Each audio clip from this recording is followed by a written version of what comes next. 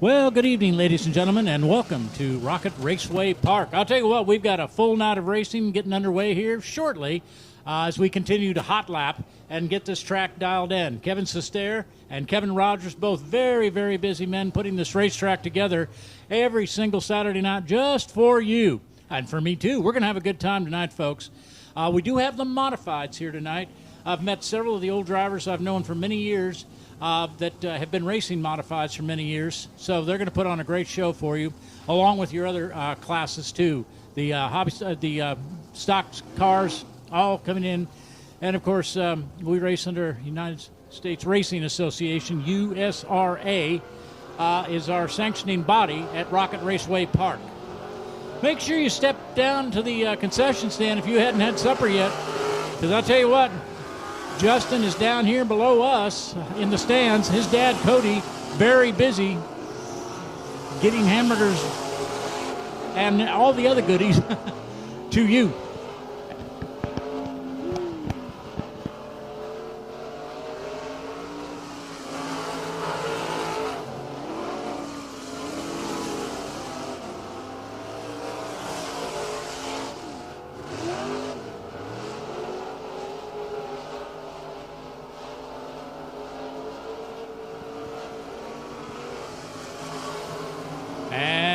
We get a checkered flag, and this group of cars will be going back to the pits and getting their equipment dialed in as we'll continue on hot lapping with the next group of cars.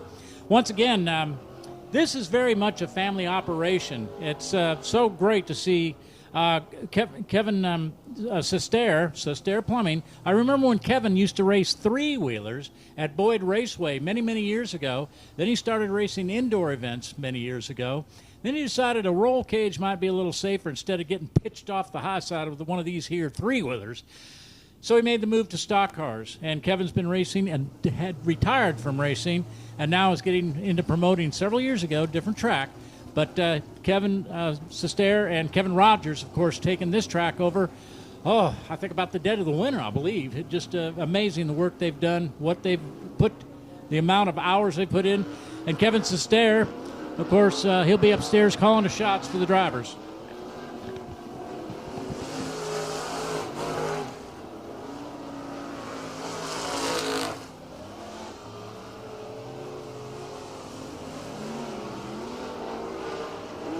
We get drivers from everywhere. The number 7 car that you see out there, beautiful car. I believe he's from Broken Arrow, Oklahoma.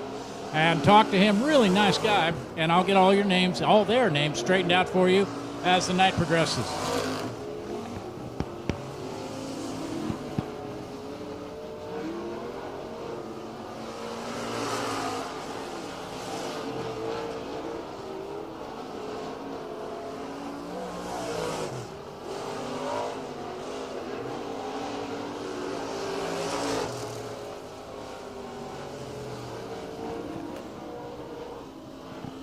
Oh, my goodness. I see a lady making her way up the stairways right now. Got herself a great hamburger with a nice, cold, refreshing bottle of water.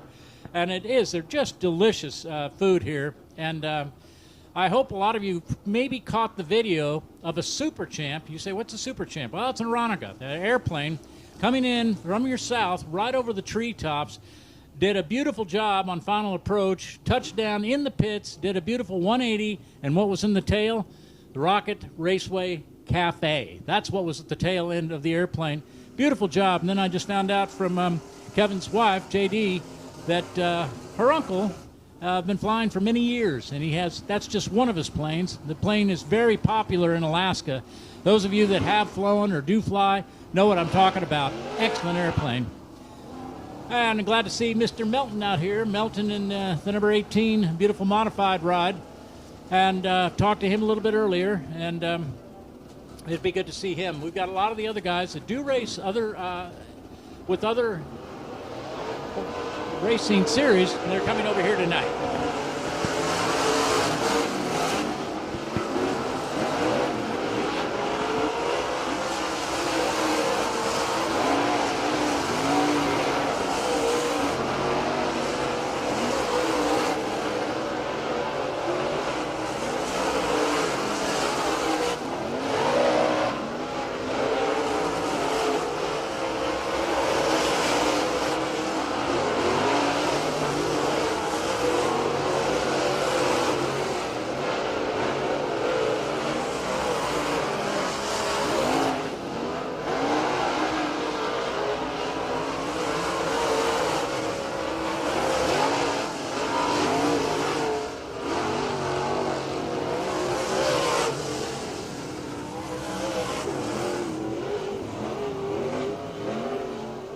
That there, ladies and gentlemen, is sound of about 725 horsepower per modified. Naturally, a lot of the cars just past the flagman will set up for turn one, flicker in sideways, grab a foot full of throttle, and pull her out of two, on down the back chute, set up for three, smoothly come out of four. They do a beautiful job, the modifieds. This track was made for modified racing.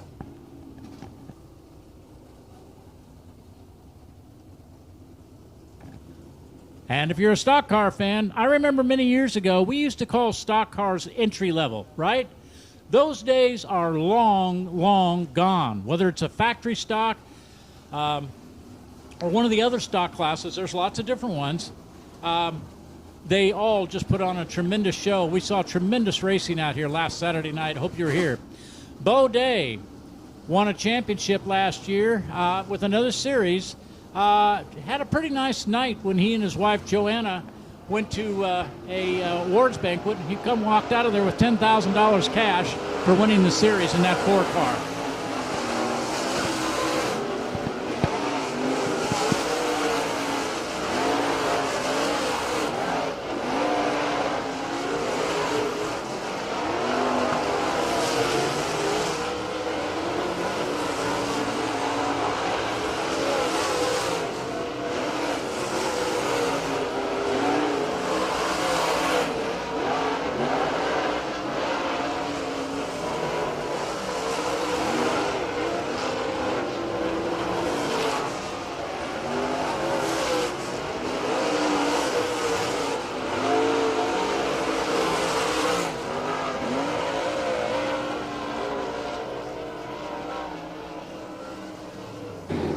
Now, I was just talking about Bo Day and the number 4 car. That car is for sale. Bo is going to get himself a brand new ride. It's on order right now. And like a lot of things, he's waiting for parts to come in. The car is for sale.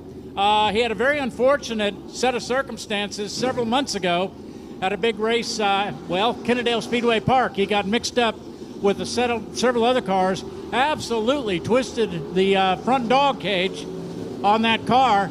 What does Kevin do? Does he take it to his shop and fix it? No. He and his son made the long drive to Wisconsin to the chassis builder and had that car completely rebuilt by the manufacturer. That's what you call true racing right there, folks.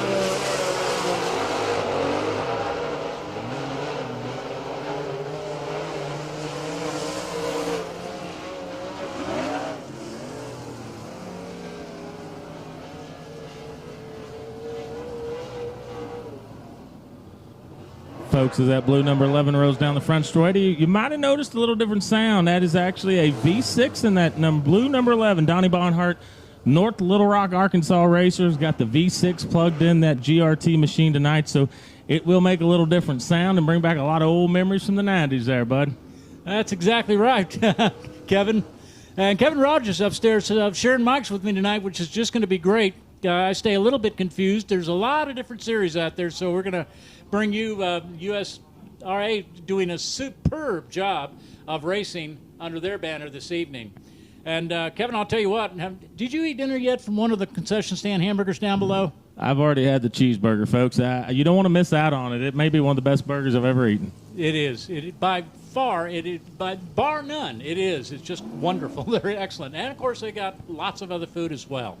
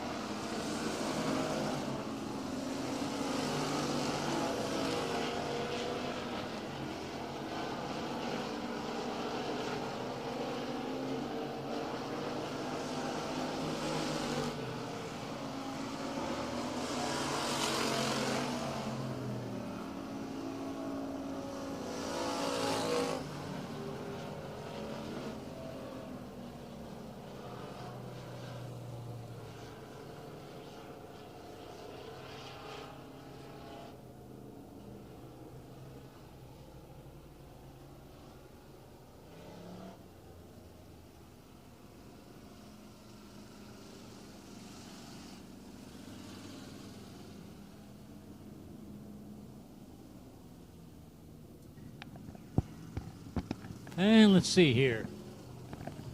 Bring out another group of cars, and 76 ride, well, got a little tattletale smoke coming out of it. And hopefully they'll take a look at that. Hopefully just maybe something very minor. Never can tell. But that's the whole idea. Hot laps, get this track dialed in, and get these race cars race ready for tonight's racing.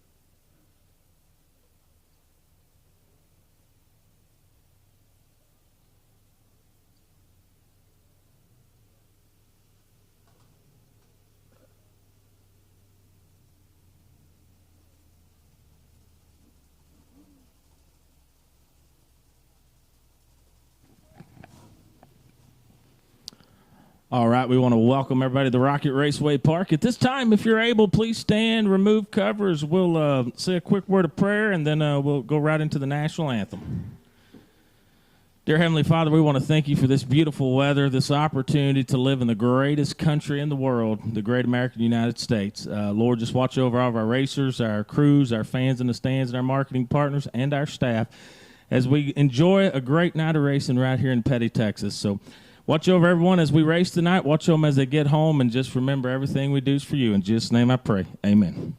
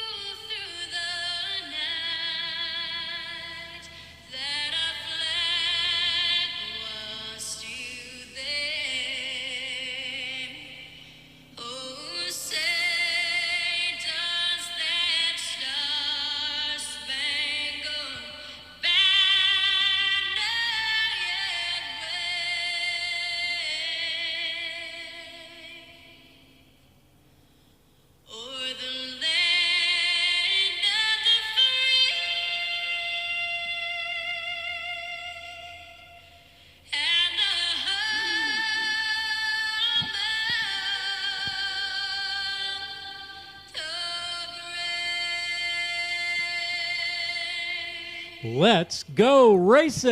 And ladies and gentlemen, welcome to Rocket Raceway Park. And Kevin Rogers, by golly, you got a beautiful voice. I didn't know you could sing that good national anthem. We've been practicing on that a long time, but now we want to thank everyone again for being here tonight.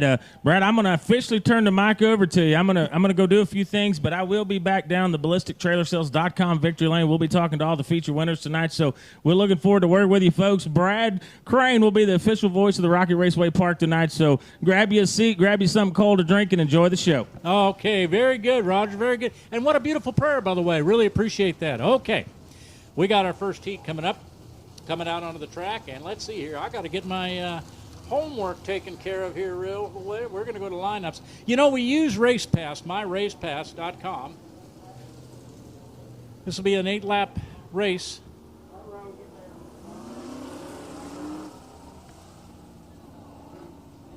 It's a limited modified class coming out.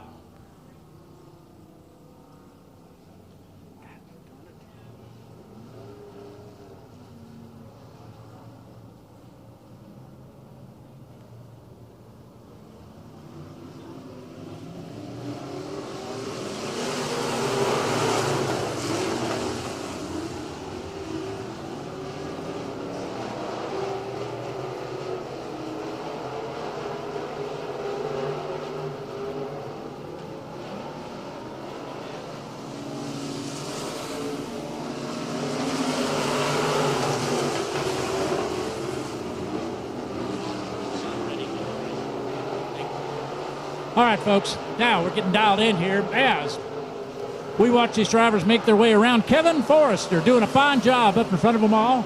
Let's see here. Make that second place is Kevin Forrester in the 143 ride. Driving that 43B ride is Billy Brierton. Billy Brierton, I believe he's got a V6 in that car, if I remember wrong. Kevin saying, number 7 ride.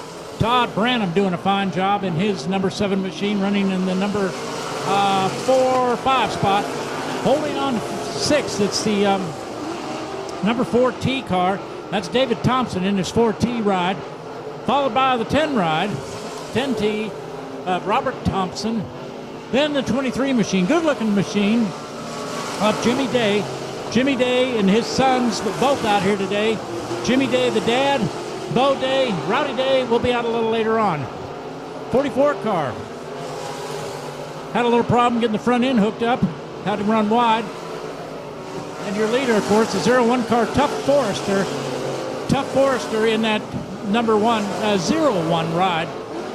As the white flag flies, we've got 1 lap remaining. 1 lap to go. And it continues to be Tough Forester showing the fast way around Rocket Raceway Park. Forester sets up for 3, stays right in the middle of the track out of 4. Unofficially, your winner, Tough Forester in the 01 ride. Followed by the 43B car, Billy Brierton in the 43B car. Third place will go to the good-looking number 36 red, white, and blue machine of Brian Orr. A lot of these drivers were out here racing last Saturday night. We had an incredible night of racing. Y'all look at your watches. We started exactly on time. Gates open at 5, racing at 7. Sestair family wants things to run on time. You ought to hear Kevin Sestair up here barking commands on the radio for everybody to hear down in the pits and all around the racetrack. All the officials do. I'm not an official, so I don't count. I just got to listen to what he has to say up here. I guess unofficially I am. Okay. We're certainly glad you're with us this evening, and we are going to wait for heat number 2 for Costin and Son Ready Mix USRA Limited Modifieds. Easy for me to say. And as you heard Kevin Rogers say a little while ago, he will be doing some interviews a little later on this evening down at the beautiful ballistictrailersales.com ride. Okay, bringing him out onto the track. The blue number 22K machine, Jared Baird. Jared starts on the pole. And on the outside of him is 218 Cody Blanton. Cody Blanton in the 218 ride. Second row inside, Shannon Artline in the 49 machine. Excellent race car driver. Been racing a lot in Oklahoma and here in North Texas. Good-looking V8 ride of Robert Vetter. Robert Vetter in the V8 green ride, in case you're wondering what that is. It's a V8. Then the 34 car of Donald Fetty out there, as well as the 41 ride of Seth McMakin, pardon me, and the 20D car of Rowdy Day. You just saw Rowdy's dad, Jimmy Day, racing in the last heat race. Rowdy Day now running in the last starting position and getting dialed in on the racetrack. Rowdy Day, your leader, continues to be the 22K car of Jared Baird.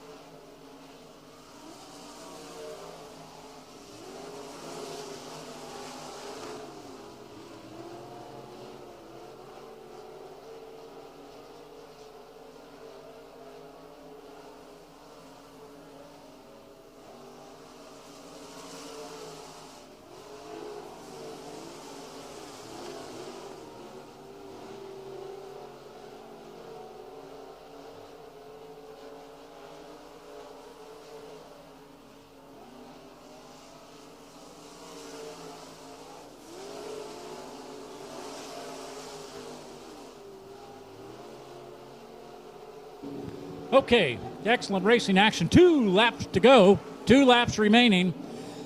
Your leader, good-looking 22K car of Jared Baird. Jared Baird in his blue ride shows them all the fast way around Rocket Raceway Park. Smoothly brings it out of turn 4. White flag flies. We've got 1 lap remaining. Good battle going on for third place. Holding on to second by himself right now is the 218 ride, Cody Blanton. That battle for third is an excellent one. As remember where Rowdy Day started on the back, he now racing for the number 3 spot, actually the number 2 spot. Your winner unofficially will be the 22K car of Jared Baird, followed by Cody Blanton And Rowdy Day, he did get a third. Comes from the back of the pack and takes a couple of easy hot laps, if you will.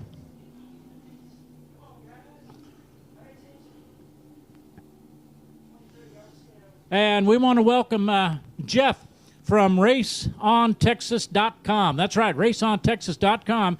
They really do an excellent job of videotaping all of the races. Yes, you will have audio on those. And they do a superb job. I've met several of their videographers. Jeff is with us tonight. Austin was last week, but Jeff tonight comes all the way up from San Antonio to videotape these races. How does it work? Race on Texas. $39.95. That's a month. You say, well, that's okay, but tell me more. Okay, I will tell you more. That's a subscription of $39.95. Half goes to the favorite track of your choice. That's right, the track of your choice. Half goes there. The other half buys gas for the crew. That's how it works.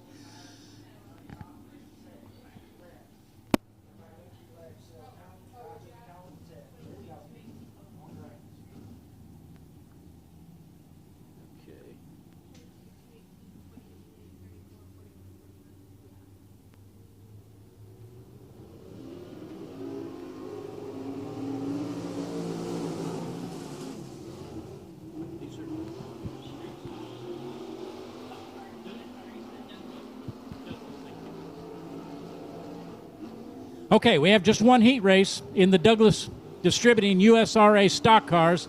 One heat race, and good-looking ride up in front. The 21 car doing a fine job of Bryce Pritchett. Bryce Pritchett comes from the Pritchett racing family. His dad's been racing, our uncles actually have been racing for many, many years. Bryce Pritchett does run first. Holding on to second is the lucky number 13 car of John Winters. In fourth place, the 22D car of Dwayne Pritchett. I believe that's nephew and cousin, if I remember right. Then the number 7 ride of Colby Kassinger. I'll get it. Colby Kassinger in the 7 ride. Good-looking 7 car. I believe he is from Oklahoma. And let's see here. Bringing up the tail end, the 29 ride of Michael Risky. 2 laps to go. And Bryce doing a superb job. Car is really set up almost loose. Amazing how he's got a lot of weight going to that right rear. And here he comes for the white flag. Pritchett definitely got the 21 ride singing tonight at Rocket. Well, let's see here. Well, problem with one of the other cars, Dwayne Pritchett, having a problem, having to pull off into the pits. And checkered flag will go to Bryce Pritchett with the win, followed by the lucky number 13 car of John Winters, and the number 29 ride of Michael Risky picks up third.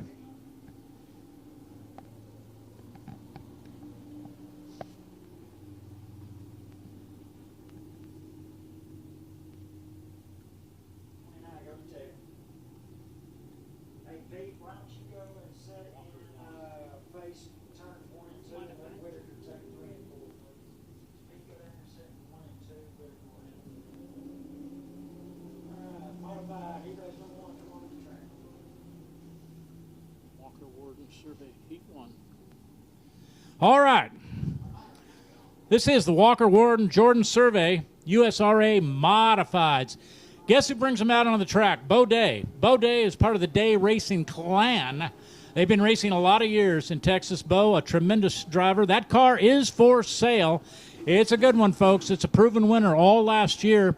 Bo just had it completely gone through from the manufacturer. No, he put the car together himself, but the frame, the chassis, all straightened out, good as new.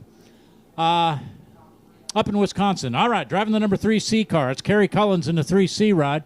Second row inside, Jared Russell drives the 4R car. Beautiful 22 car of Casey Huggins. Casey likes that purple and white 22 ride. 44 machine is Bryson Gunwall. Colby Smith in the 01 car. And let's see here. We continue on. Frank Rose in his 45 machine. Kyle Cave in 15. And Wayne Melton 18. Wayne Melton, another Melton family driving record going on. Dwayne Melton. They have a tremendous sponsor. It's their company. Meanwhile, Bo Day up in front. Bo Day having himself a fine drive in a beautifully put together number 4 ride, all fresh. It is for sale. You got to check it out. Look at this battle for second place as Casey Huggins in that beautiful 22 ride is able to get around the number 3 car of Kerry Culkins, and running in fourth. Reed lets Brian Gunwale. I'm sorry. Yeah, that's right. Bo Day is number 4. Well, we got a lot of 4s in here. The number 18 car throwing it way high, getting out of the groove was Wayne Melton. And, even the best sometimes got to turn. Sometimes I got to try to hook up.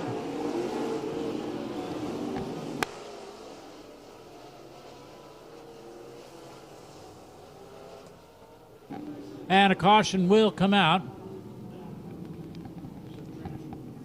Brad, little trivial information for everybody that was here at the beginning of March at the 12th Annual United States Modified Touring Series Spring Nationals. If you notice, that 4 car had a little run of bad luck, got into it, pretty much tore that race car down. He stripped that car in a day, put it on a flatbed, went up to Mars Race Cars, folks. That's in Menominee, Wisconsin.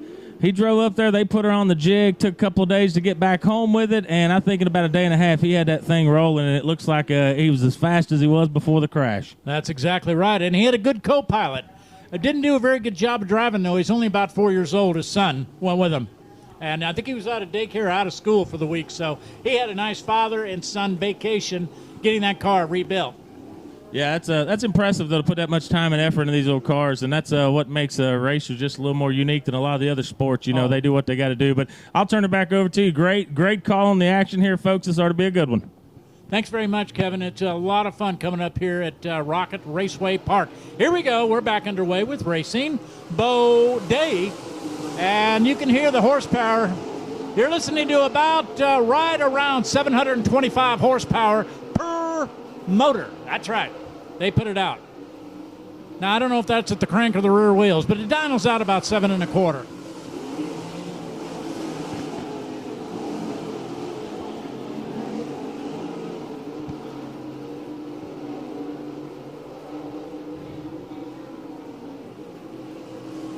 Jared Russell still doing a fine job. Make that the 22 car. Casey Huggins still holds on to second. Great battle going on for third between Jared Russell and the 4R machine and the number 01 machine of Colby Smith. Got a great battle going on. 1 lap remains.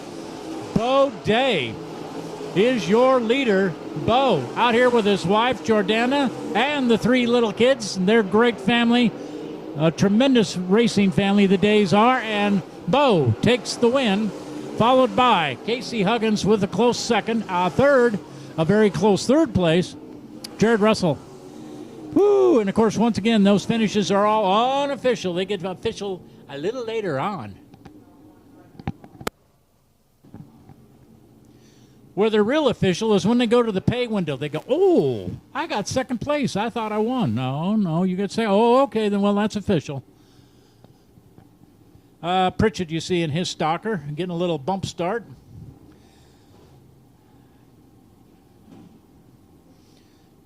And, of course, they race out here every Saturday night. So hope you tell your friends, folks, that gates open at 5, racing at 7 o'clock.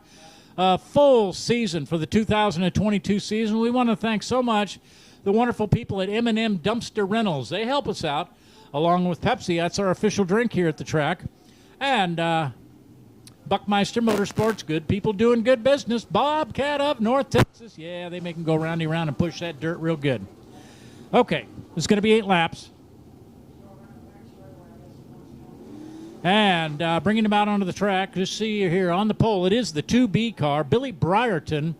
Billy Brierton, the 2B car. Next to him is Donnie Barnhart in the 11B ride. Second row on the inside, 5'11". I know it looks like 11, but it's actually 5'11".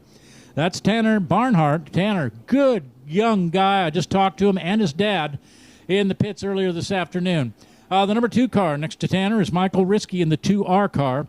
58, that's Tyler Honeywell. Third row inside, Tyler Honeywell. Mike Dillard drives the 66 X car. Jimmy Williams driving his good-looking 82 ride tonight. Wyatt Gagaro in the 15W car, and Michael Talley, 23T. Here we go. We are underway. Wow! Swapping a little paint as Donnie Barnhart gets the hole shot just barely into turn one. Do a little bit of paint swapping. That's all right. That's dirt tracking. And he's your early leader, Donnie Barnhart, in the 11 car, with Billy Brierton doing a fine job in the 2 ride, running a second in that number 2 car. On third, it is Tanner Barnhart in the 511 car. And then, of course, a good race going on for 4th place, too, right now. Excellent ride. Michael Risky in the 2R car that does, pushes a little bit. And, I see a little tattletale smoke, I think, coming out of that 11 car. Sure do see a little tattletale smoke. Let's hope it's no problem for your leader, Donnie Barnhart, as we are halfway through this 8-lap A-main event. You can hear that number 2R car, Michael Risky, one of the cars out there with a V6 in it. Most of these V8s, one of the cars having a V6.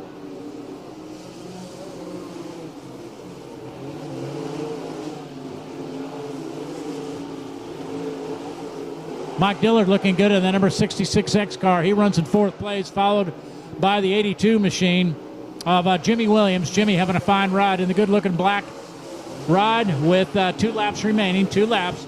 Your leader continues to be Donnie Barnhart in the 11 car. Little smoke, but that's okay. Donnie says, ain't nothing but a thing. Here comes the white flag. Here comes Donnie. And we've got 1 lap remaining. Donnie Barnhart.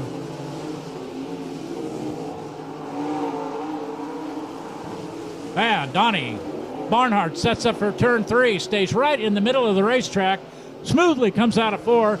Unofficially, your winner, Donnie Barnhart, doing a fine job, followed by the 511 car, Tanner Barnhart. Brad, little fun fact about them dual 11 cars out front. Donnie in the blue cars, that's actually got a V6 in it, and the boy in the 11 car is his 19-year-old son. So I was hoping he was going to get up there and mix it up a little bit, but both good fellas, great racers. Donnie Barnhart, a lot of you race fans know his name. Have at Tampa, super late model series, super. He's run all of them, been around a long time. But, folks, that is a V6. That's why you're hearing the different deals. So, out of North Little Rock, Arkansas, Donnie Barnhart. There you go, North Little Rock, Arkansas. You know what? They got a racetrack in Little Rock, Arkansas. It's only been there for a little while. Oh, mercy. Saw some World of Outlaws events up there many years ago. And incredible racetrack in Little Rock. I-30, I think. Anyway, it's a good one. All right. Let's see here. I think we're going to probably have a third heat here coming out. Again, this will be 8 laps. For the third heat for the Walker, Warren, and Jordan Survey USRA Modifieds. Out on the track, we'll start on the pole. Doug Burns in the 32 ride. Next to Doug is that number 17 machine of Jason Sartain. Jason Sartain in the 17 ride. Got another 17 car, or 178 actually. It's Tommy Davis in the 178 ride.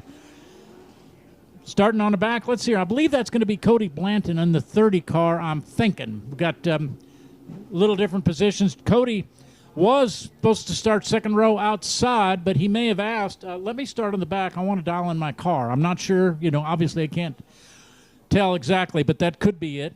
Danny Veal. Oh, the Veal Racing family. There's a bunch of them.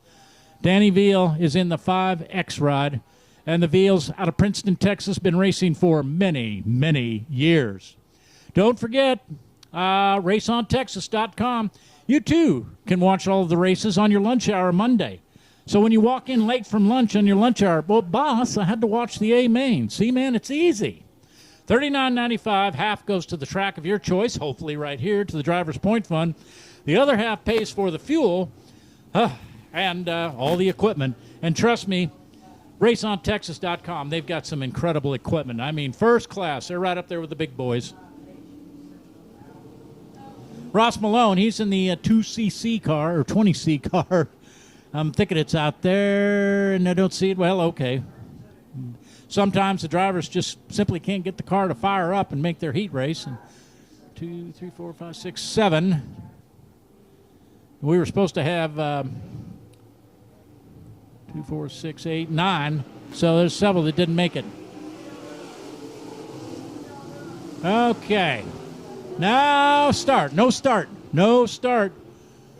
And you'll see the officials down in the four-wheeler going, hey, wait a minute, man. You guys got to get a little better together. And, of course, our flagman says the same thing. Whoa, hold on, dudes. This here is going to be a green flag. A win. I dropped the green flag. Then you can go. We'll see. Okay, here we go. Underway. Good looking, just plain Jane 17 red ride. Out in front, Jason Sartain is your leader. Jason Sartain in that 17 machine doing a fine, fine job. Jason showing the fast way around this racetrack. And still holding on third, Doug Burns. He started on the pole, but he runs a close second, pardon me. Doug Burns. Then the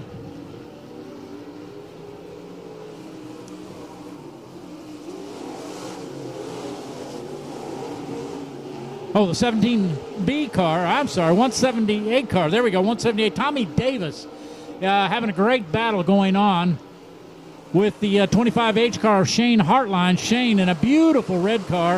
I followed Shane into the racetrack this evening, well, actually this afternoon. He was here right at 5 o'clock, and I followed him in. And just a beautiful, beautiful race car that's running in the number 3 spot right now. Shane Hartline, been doing a lot of racing from Oklahoma and, of course, North Texas as well.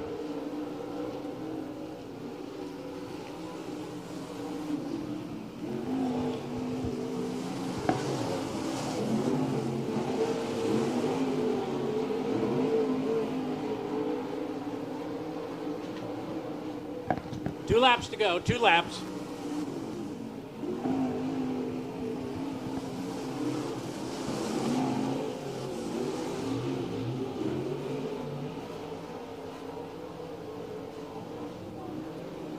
And we've gone that last lap.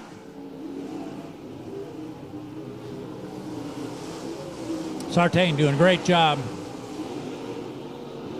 That 17 ride. With Shane Hartline doing a good job in second place as they make their way on by. And that is Jason Sartain in the good-looking red 17 ride that comes up with the win. Jason, fine, fine job of driving. Of course, all these cars go to tech. And they're going to take a real quick look-see and make sure, well, let's see here. That looks good. Yeah, this is okay. What rear end you got? What tranny you got? And they talk about it, and they find out that, yeah, everything's fine. The drivers know the rules. The rule book used to be about 6 pages. Rule book nowadays is, about 196 pages. NASCAR, it's about 2,096 pages. All right. I'm more smooth out.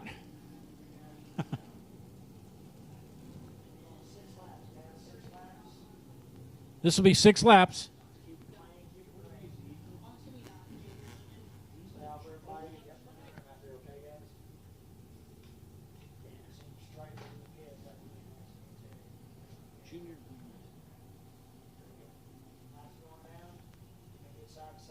Okay, we've just got 6 laps for the Junior Limited Modifieds. These kids really put on a good race. Ashton Bakta in the 43 car. Listen, if your favorite driver's up there and I'm mispronouncing the name, well, send somebody up for a piece of paper or something like it. Let me know. Ashton Bakta, I'm thinking. Scott Nation, I know how to spell his name. He's 94. Corbin Rojas in the 29 ride. And a 45F car, Langston Fetty. Sounds kind of like Petty, Texas, but it's with an F. Langston Fetty in the 45F car.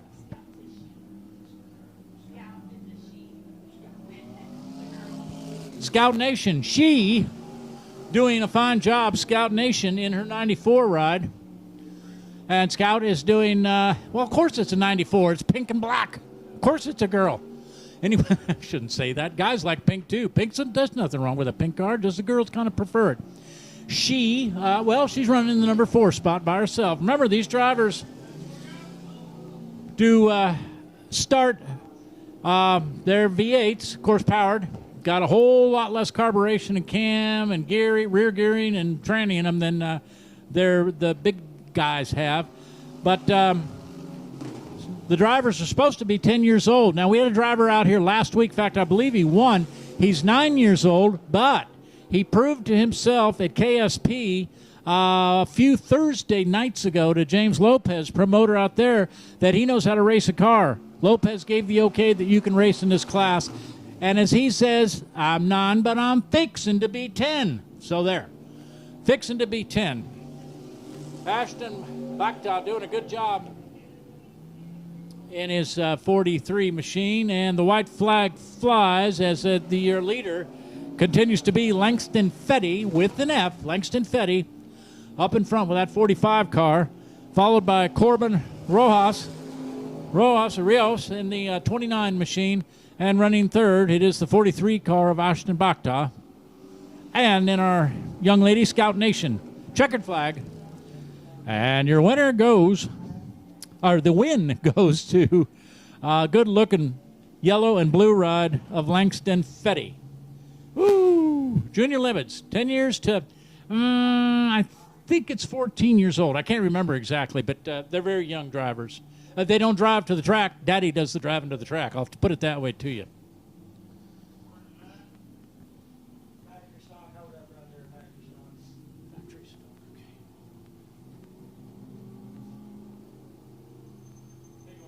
Okay. Byline Surveying. Good people doing good business. Byline Surveying USRA factory stocks will be coming up to the racetrack. Coming up to the racetrack. Wait a minute. They're already at the racetrack. They'll be coming on the racetrack momentarily. Byline Surveying, USRA, United States Racing Association. I believe they're out of Indianapolis, I think. They're Indiana-based, I'm thinking. Bringing them out onto the track. 8 laps, and it's Marty Hicks in the 2H car. Marty Hicks drives the 2H car. The 5V car, that's Michael Smith. Oh, okay, I see what we're doing. What we're going to do here, folks, a little follow the leader. There may have been some moisture dropped in the last class by one of the cars, and they wanted to dry it out just a little bit. You'll see the official down there on the four-wheeler wanting to get things packed in and telling them, okay, separate guys here pretty soon. We're going to go racing here. And I'm thinking that's what the problem was. Certainly no tire cutting device out there. Nope. Just a little moisture in a fast groove. It's called the middle of the racetrack. Ain't no good if you get your right rear into that and throw it away.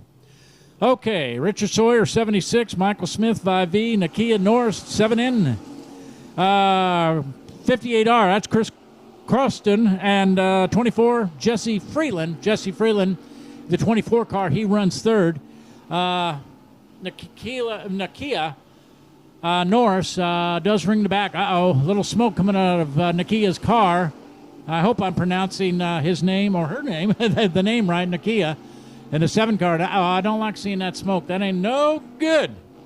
Marty Hicks, he leads these Byline Survey USRA factory stocks at this time of the race, but giving him plenty of competition and keeping him aware that he's back in second. I'm thinking that's Michael Smith in that 5B car. Yeah, Michael Smith in the 5V car. Hey, Michael likes pink numbers, just like our young lady in the last heat race.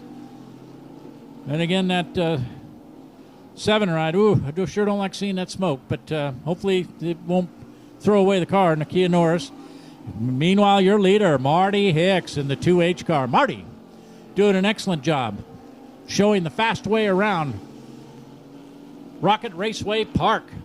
Bravado Wireless, those are good people doing great business. They help us out with our wireless needs here at the racetrack every Saturday night. Bravado Wireless.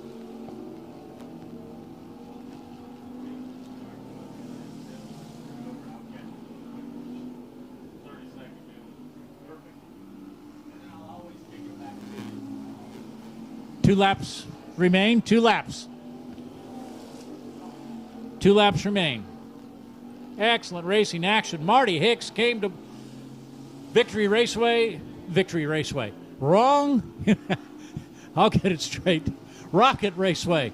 I can see I'm looking at Victory Lane, folks. Rocket Raceway Park. Came here with his race face in place. Marty Hicks did. That's a lot of talk just to get Marty Hicks to the checkered flag, but here he comes. And unofficially, it'll be Marty Hicks with the win in the good-looking 2H car, followed by the 5V car, Michael Smith in his good-looking 5V ride. All by himself in third place is the 24 machine of Jesse Freeland. And then Nakia Norris, and oh boy, I hope he gets that car dialed in, didn't hurt it, and get that main motor back motivating the way it's supposed to go.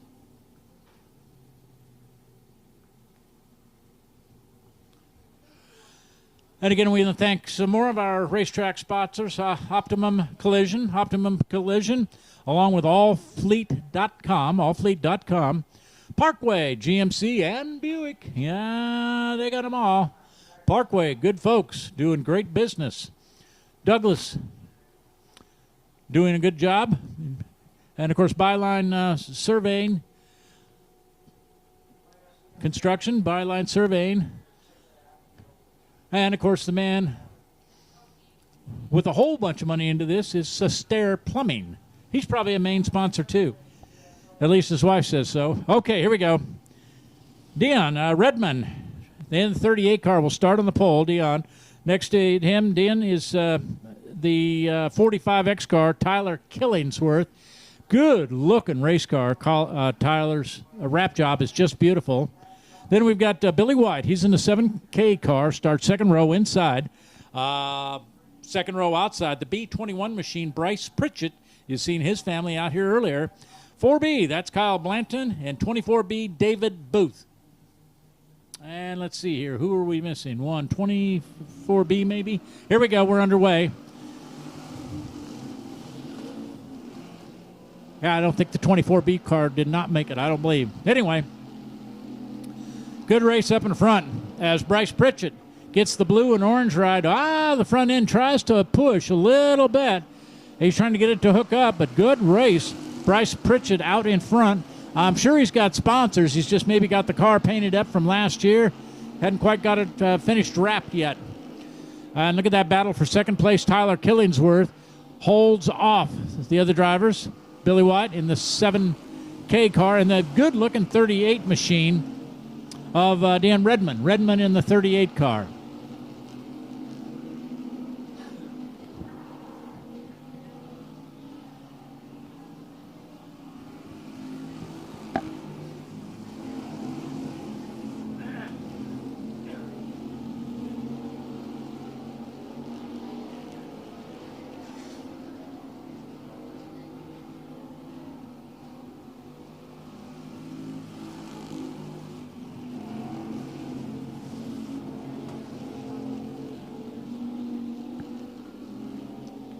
Bryce Pritchett doing a fine job. Opening up a little bit of real estate over the rest of the field, Brian Pritchett does. He is your leader. Still good battle going on for second place between the 45 machine of Kyler Killingsworth and, of course, the 38 car of Dion Redmond. Redmond in the 38 car. Here comes a pair of flags. That signals 2 laps to go, 2 laps remaining in this heat race. For the Byline Surveying USRA factory stocks. Good class. Uh-oh, I don't like seeing that 4B car. Carl Blanton having a big problem with his car. Takes it off the top of turn 1, takes it back to the pits. White flag flies. We've got 1 lap remaining. Bryce Pritchett doing an incredible job up in front of them all. A battle for second, by golly, folks, is going to come right down to the wire. Here comes Bryce Pritchett by himself in the lead. The leader is now the winner. Bryce Pritchett comes up with the win. Look at this race for second place. It's going to be the 45 car of Kyle Killingsworth, just about a bumper ahead of the 38 machine of Redmond. Woo, mercy. Now that's close racing coming out of 4. Good show.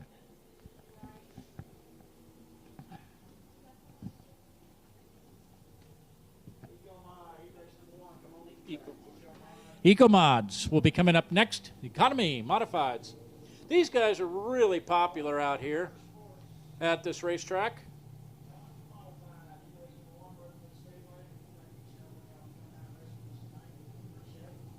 These are the Buckmeyer Motorsports Economy Modifieds. This is their first heat. Got 17 of them out here tonight. And starting on the pole, I'm thinking that's the 168 car of Brian Hopkins with Keith in the blue 39 car, Keith Parnell. Keith in the 39 blue car, Parnell.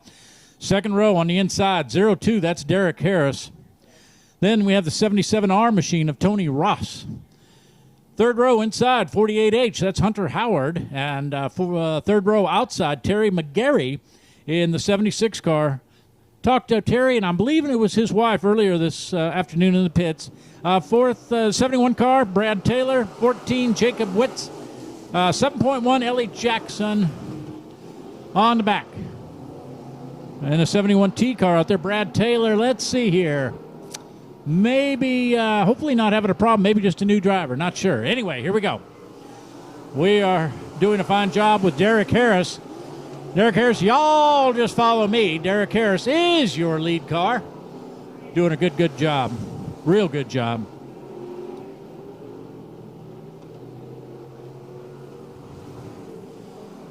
Beautiful paint job on the 77R car of Tony Ross. 77R Tony Ross. Beautiful wrap job on that red rod in second.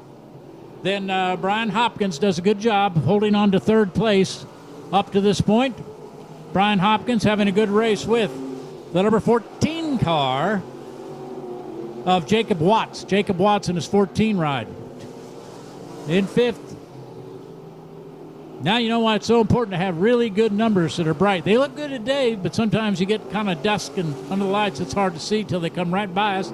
And in fifth, it is the 48 car. Oh, amazing how I got out of that one. Hunter Howard in the 48H car. Does run in the number 5 spot.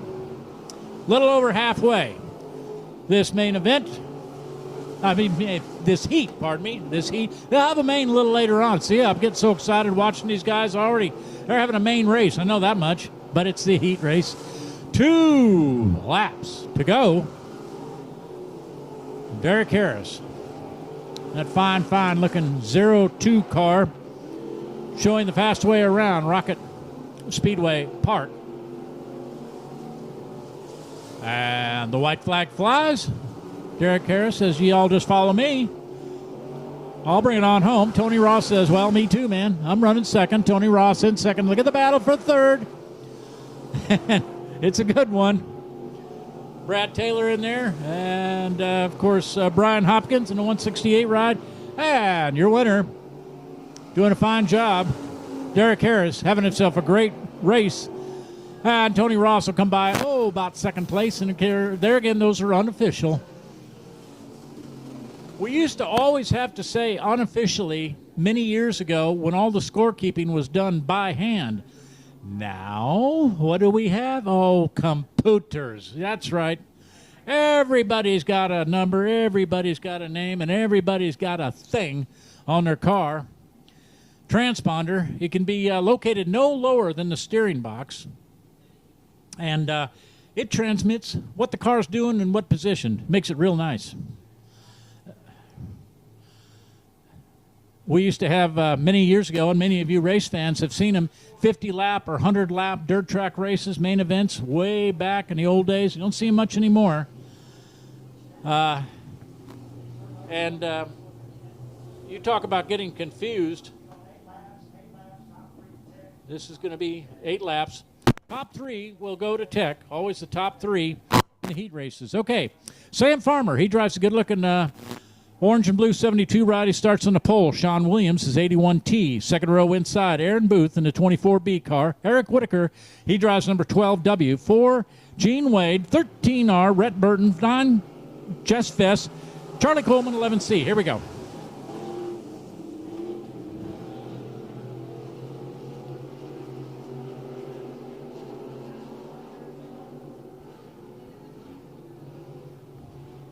Buckmeyer Motorsports Economy Modifieds at work on a Saturday night. Sean Williams having a fun race up in front. He is your leader. Sam Farmer, who started on the pole, does run second place.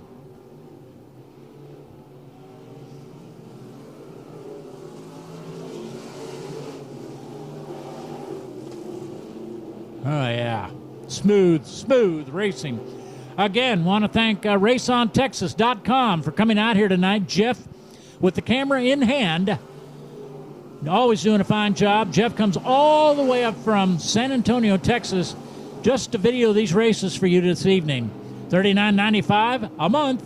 Half of that price goes to the favorite track, your favorite track, one half of it.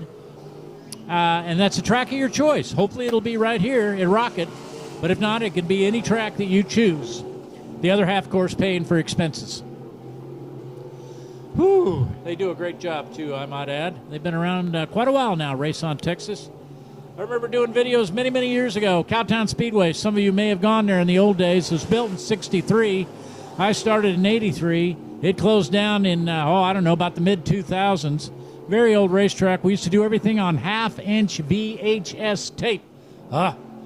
Wore us smooth out, especially when it came to making it look race-ready to sell for our folks. White flag flies. 1 lap to go. Sean Williams, all by himself out in front, was Sam Farmer doing a fine job in the 72 machine, followed by good-looking 24B car, Aaron Booth, and then the 5 ride, or 9 ride, I believe that's Just Vest, and checkered flag, of course, your winner, going to Sean Williams, doing a good job. Sean Williams, followed by Sam Farmer. Whew. Tell you what, they run them fast out here, folks. We just don't have hardly time to do much breathing, let alone race calling, but that's okay, because you know what? Last heat race is coming up. That means, that was the last heat race. Okie dokie. Thank you. I'm just told, I'm so confused because we're racing. I wanted more racing, but guess what? We're going to take a little break in the action. This is called intermission, folks. Take a little break in the action, and make sure you stretch your legs, get something tasty to eat, get something cool to drink. And you want to make sure that you pick up something that yummy, good for the tummy. Where did I get that? You ever heard of a little place called Stanford University? I used to sell peanuts at Stanford University when I was, about 10 years old. And that was my call because I stole it from some old guy. He was probably 20 years old. Yummy, good for the tummy. Peanuts. Yeah, man. Okay. Cody is the dad. He runs the concession stand in the pits. His son, Justin, is right here below us. Justin's the one with the big smile on his face and the hardest working one because guess what? He's the main cook, too. So Justin's going to cook you up some nachos. I see a young lady with nachos and her favorite soft drink, and she got her nachos all spicied up. And she's much too busy watching the steps coming up with her favorite soft drink and her nachos, and she's not going to even share with me. Oh, man, I never get no respect. The older you get, the less respect you get. That's what I find out. I'm sitting here starving to death, and I don't get no nachos from a little lovely young lady. Many of you saw the Aronica Champ. Actually, it was a Super Champ that landed here at Rocket Raceway Park in the pits. The pilot just happens to be the uncle of Kevin's wife, Chad Farrell. Chad Farrell used to run the Grand Prairie Airport many years ago, but he's got several airplanes. That particular airplane, the Champ that came in, a Super Champ, big wheels, big tires located on it. Of course, it's a tail dragger. Has been to Alaska many times, I understand, flying. That's probably one of the finest airplanes that Alaska has, other than the big radials that they run up there. Very expensive. These are affordable flying, but what's so neat about them is you just take off the wheels and throw on the skis, and you go land on any glacier you want, whether it be in Canada or Alaska. And Chad Farrell got his skis, got his airplane, but he came down here, did a beautiful job on a beautiful day, on final approach right over the trees on the south end of the property line here, just above the school bus that you see in the pits. And that was Chad Farrell landing his champ, actually Cub, landing it in the pits. Cub or a champ, now I've forgotten. Anyway, beautiful airplane, Aeronica, I believe. No, not Piper, no, not Cessna. Very old, very popular airplane up in the wilds of Alaska and with farmers. Yes, that's right. Because they can fly so slow, like a little Cessna 140 or something, real old tail draggers. They can fly so slow that you can just practically float in them above the fence lines and check out your fence lines or, your neighbors or whatever it is may be. So anyway, they do this every single Saturday night. The gates open at 5, racing at 7 o'clock. And I think this is a good time for everybody just to take a breather and sit back and enjoy. We'll be back with you in a moment.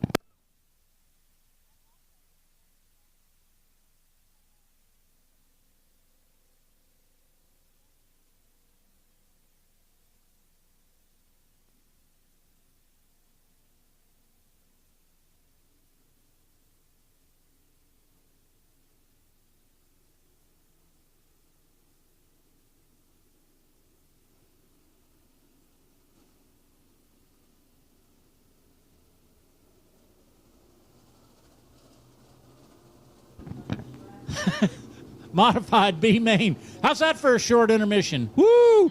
Guess what? We're going to take a short intermission after this B main event. Oh, those sneaky devils. They snuck up on me. This will be a 12-lap main event. 12-lap. Walker, Warren, and Jordan surveyors doing a fine job with this 12-lap B main event. Tommy Davis in the 178 car starts on the pole. 82, that's Jimmy Williams. Second row inside, Sean Gemage in the 88 car. 3C, that's Gary Collins. 2R, Michael Risky. Third row outside, Danny Veal of the Veal family. 5X. Fourth row inside, Cody Blanton. Next to Cody is Wyatt Gagaro in the 15W car. Brian Gunwall, he drives the 44X car, starts fifth row inside. Tyler Honeywell drives the 58 ride. Sixth row inside, Kyle Cave, 15. 45, that's Frank Rose. Seventh row inside, Michael Talley, 23T. Casey Fowler, he pilots the 64 ride. And Ross Malone, 2CC car. Way in the back, Ross Malone. The 2 double C car, I'm thinking it is. Okay. Well, we know it's a 2. How's that? That's good enough. Scorekeepers know what it is. Transponders don't lie. They tell all. All right. 12-lap B main event is underway.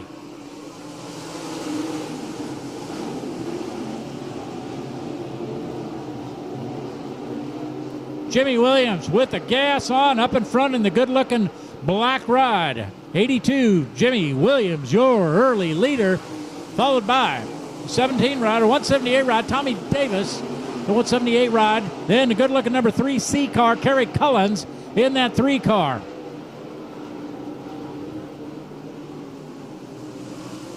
'88, Sean Gamage. Sean in the 88 ride. Oh, and a good look at 69 ride. Looks like he got a little bit of body damage on the right side. No harm, no foul.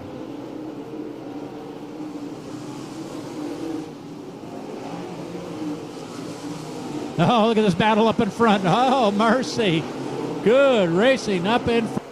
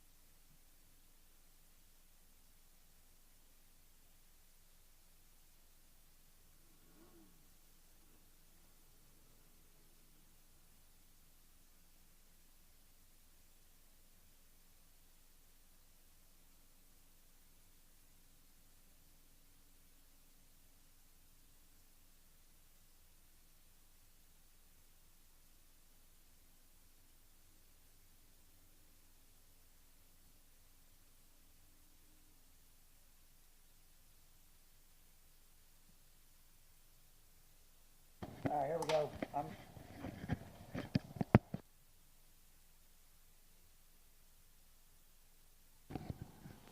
Check. 1, 2, 3. Check, check. All right, ladies and gentlemen. Sorry, but you know what? Modern technology is wonderful until it takes a flying fall. That's a clean way of putting it. We just had a terrible problem. How depressing. Sitting here talking to myself. Kevin said, well, you sound real good up here. Nobody's seeing anything down there. This is our official intermission. Have something tasty to eat and cool to drink. We're glad you're with us. Okay, tell you what, guys and gals, check your pockets. Why? Make sure you got your car keys. Yep, got your car keys, and if you don't claim them, I'm either going home with a Toyota tonight or something else real trick. I don't know what it is. Oh, it's an Edsel. Oh, no, they don't make those no more. So anyway, check for your keys, and come on upstairs and claim them. Maybe give us an idea of what they look like, and we will return your keys to you. So check your keys. Make sure you've got them. It looks like it has a clip. Maybe one of the guys that has a belt clip. Guess what? Your belt clip, or what do you call it? Belt thing may have just broke. Because we got your keys. Again, we do this every Saturday night, Rocket Raceway Park. And good. We just found our Sir, I'm so glad you came up here. You look much bigger than me. I was going to go home in a nice Toyota. But, oh, well. I guess I'll stick with my ride tonight. So have something tasty to eat or cool to drink. And I'll tell you what, they've got the best hamburgers, cheeseburgers in the world. I was talking about the champ, the super champ, that flew in here, landed in the pits. Beautiful job, final approach over the trees on the south end of the track. Did a beautiful... well, you don't do a three-point landing in a tricycle. You only do that in tricycle gear, not in a rear tail dragger. So he did a beautiful two-point landing, then smoothly brought down the little tail wheel, does a 180-degree U-turn, and what's in the background? The Rocket Raceway Cafe, and that's how they promoted the hamburgers and cheeseburgers here as being excellent. People have to fly in. Yeah, those of you that fly or know about every very popular airports around all over the United States, well, all over the country, the world for that matter, flying in your private plane. Healdsburg's got a great one. Fly in there and have you some lunch. Saginaw, Hicks Airport in Saginaw used to have an excellent one. Fly in there, have your breakfast, meet, greet. And Oklahoma, let's see here. I can't remember Ardmore or just south of there. One of the towns just south of Ardmore, Oklahoma. Excellent airport. And land in there for lunch or dinner. And have yourself a nice, cool... Nah, you're flying, remember? No, you can't have your favorite adult beverage. You're flying. So you have yourself a nice, tasty... glass of antifreeze or water or something like that, tea, then you fly your airplane home. So that's very popular. There was a place out on the West Coast many, many years ago called the Nut Tree. Nut Tree was in the middle of a walnut grove. Incredible restaurant, and it was very popular for private pilots to land their airplanes and have either breakfast or lunch. So very, very popular, and it's very popular at many of the racetracks. Wrong. Many of the airports here in Texas.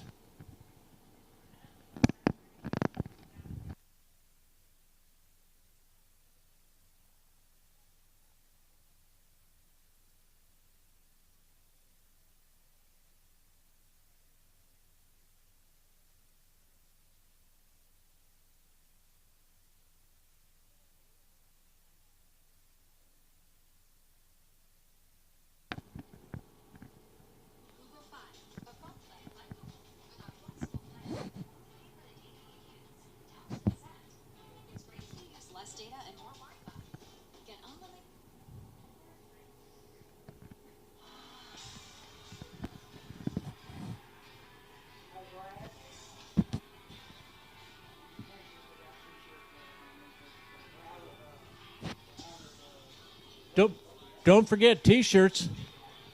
T-shirts, that's right.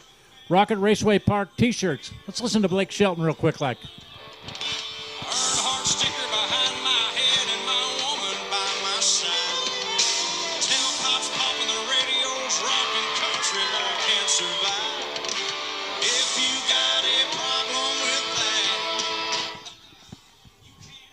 Well, Blake Shelton going to sing about my country. Guess what? What told you? Kevin Sestair wants a fast show program. You know, many years ago, back the old days, yeah, you know the track, Super Bowl, Cowtown Speedway many years ago, 2 o'clock in the morning was very common for us to end the night of racing. 2 30-minute intermissions. Kevin Sestair says, no, we are going to run a fast program. That way y'all can get out of here. You want to go to the house, you want to go to church in the morning, you want to go honky-tonkin', whatever the case may be. You can do that. So here we go.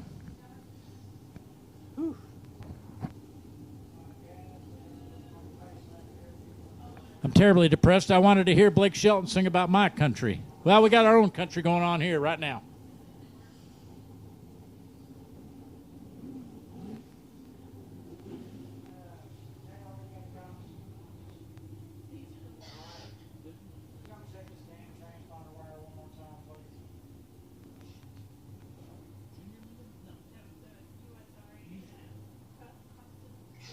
Thank you. That's all I got is those. That's why I can't tell who it is. Okay.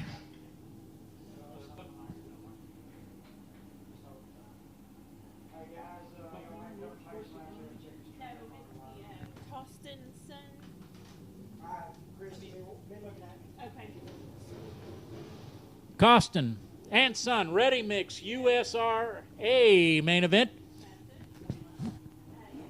We're going to go 20 laps. 20 laps.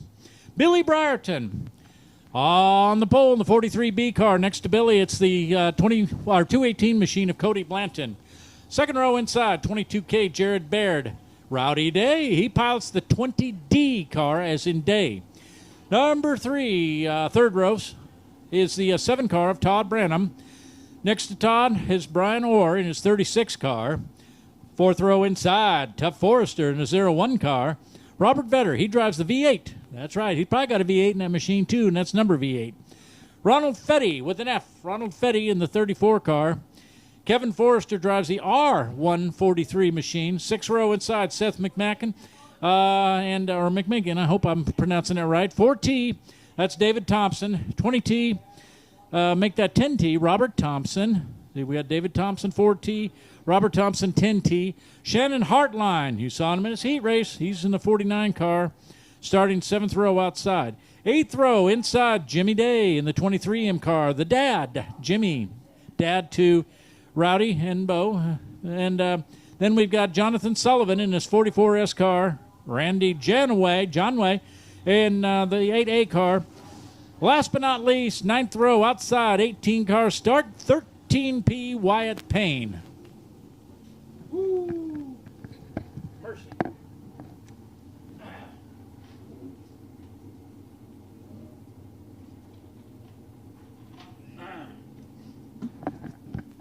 20 lap, main event. 20 lap, main event for the Costin and Son Ready Mix USRA Limited Modifieds. Again, Kevin, all of these drivers have transponders. We know where they are, and they can hear. Kevin real good in their full-covered helmets. He's the man with a plan, tells them where to go. Here we go. Green flag drops.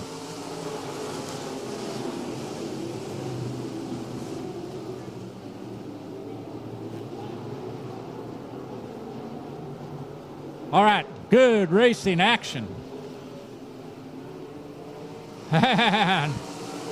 What a race. Up in front, Cody Blanton in the 218 car. Cody just does hold off. The other pair of drivers right behind him. 43B, Billy Brierton goes high up, turn through. Uh-oh, caution coming out as we've got problems on the racetrack. Let's see here. Looks like that was the number. I'll have to wait till I see it. 4T, David Thompson, I'm thinking, had the problem inside of turn 4 low.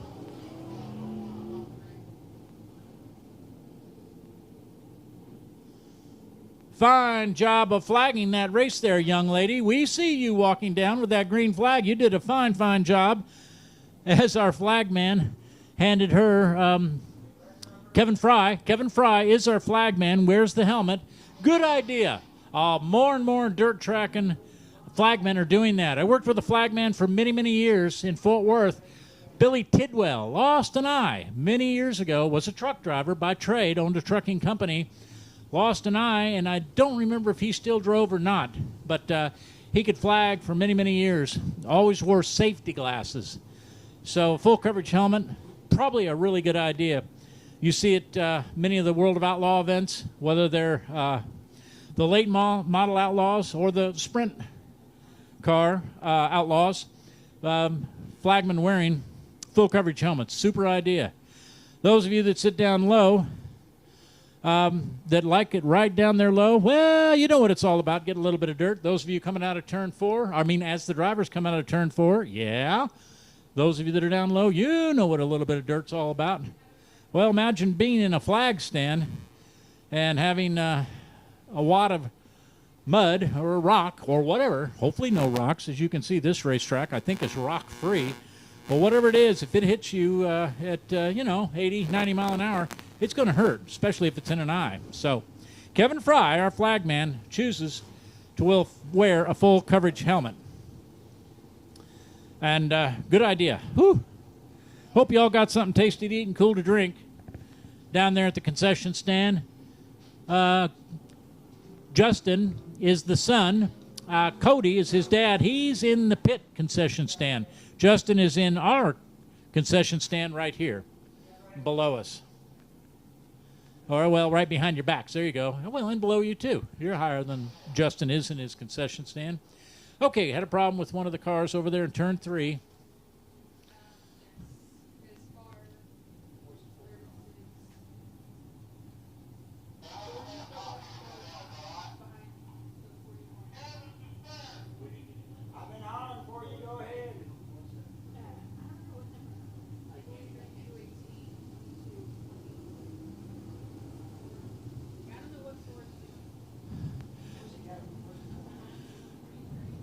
Once again, as you can see, it's really important to have bright painted numbers.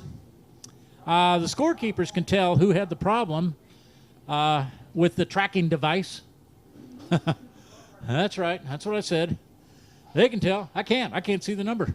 So, down there along the back chute, really imperative to have brightly colored numbers for, all of us. Your eyes start getting to be where you can collect senior citizen rates. You don't wear glasses yet, but, man, you got to have bright numbers for some of us to tell who it is that you are. Once again, these are all receivers, and you must have a receiver in your car or you're automatically disqualified. Yeah, they don't put up with nothing.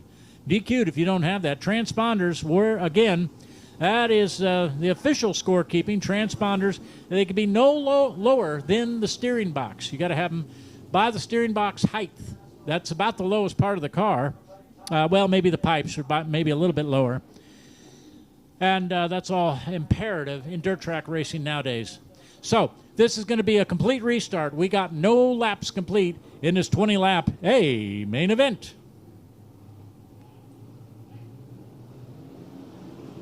Billy Brierton brings him on. Green flag drops, and 43B, Billy Brierton goes into turn 1, gets the whole shot.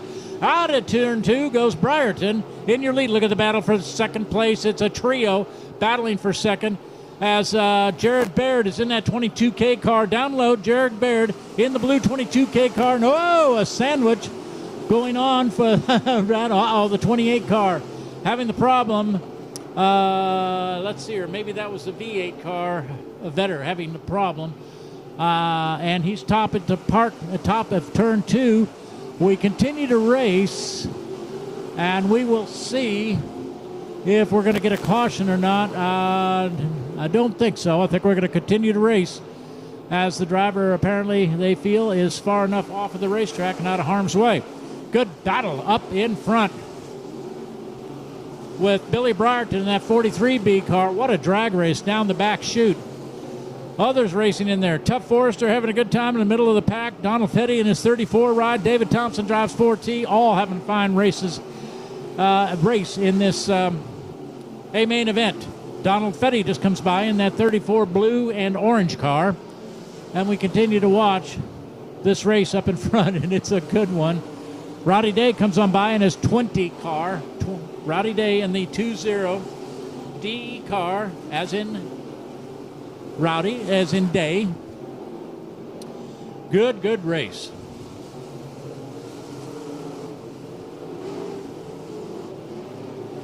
You can hear the drivers setting up, utilizing this racetrack, whether it's a low line or a high line going into one.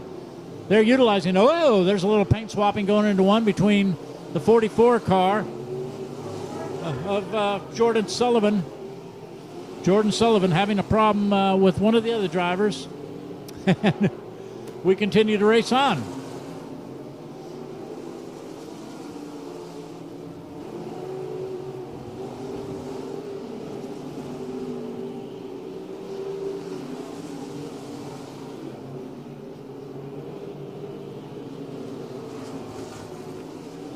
Rowdy Day having one fine race. He started second row outside. Rowdy Day. Rowdy Day is your leader in the 20D car, having himself one fine ride.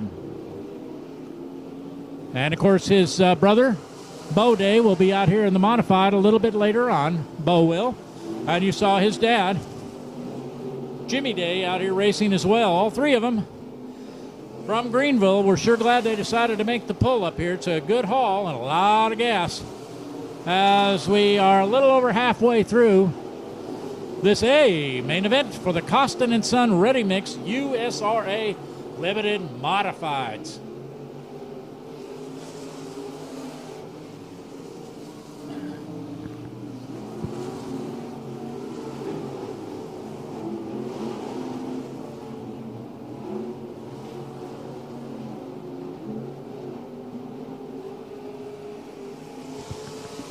Yeah, buddy.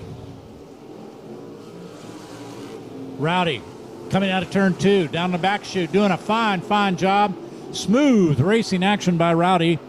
Rowdy Day continues to lead in that 20D car, having himself one fine ride. Now starting to open up quite a bit of real estate over the rest of the field. Robert Thompson started 7th row inside. I believe Robert is running second. Caution coming out. And let's see here. Got a problem at the top of turn 2.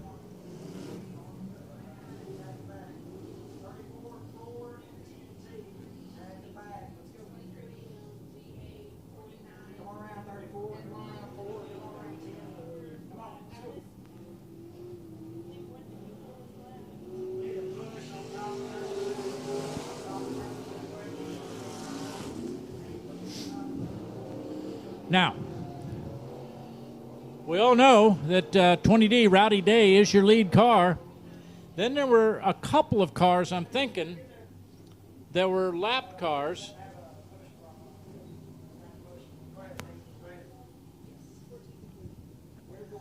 Fourteen laps complete in his 20-lap main event.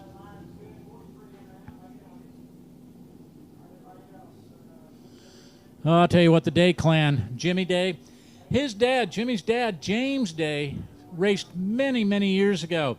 North Texas Motor Speedway, remember NASCAR Winston Racing Series days? Yeah. North Texas Motor Speedway, Royce City was one. Cowtown Speedway was one. Heart of Texas was one. And Boyd Raceway. They were all the 4 NASCAR Winston Racing Series tracks. How about that back in the days of, cigarette advertising? Don't do that so much no more. Rowdy making the pull up here from Greenville with his brother and his dad.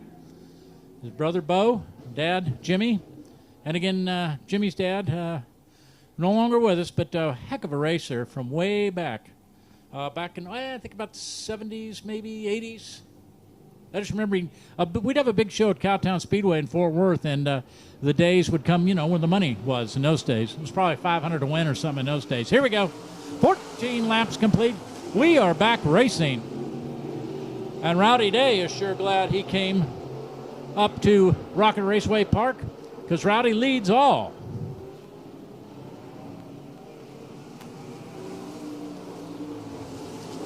Billy Brierton doing a good job in that 43B car. There were a couple of lappers. That's why I got a little confused. Billy Brierton holding on to second place. Billy having himself one fine ride in that 43 car.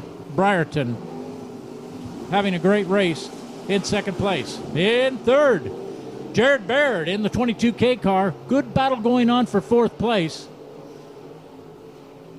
with the 49 ride of Shannon Hartline. Shannon Hartline in his 49 ride.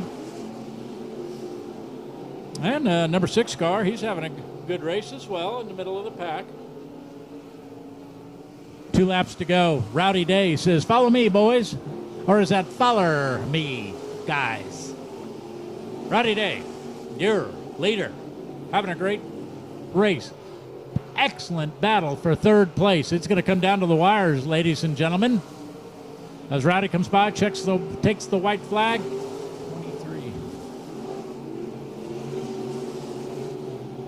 23M Jimmy Day in that 23M car, battling with, I believe it's Kevin Forrester.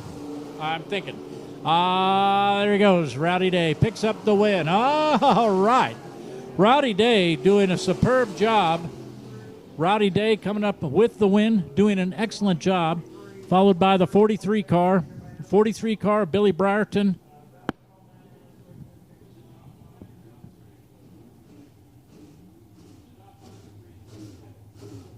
Top 4 will go to Tech.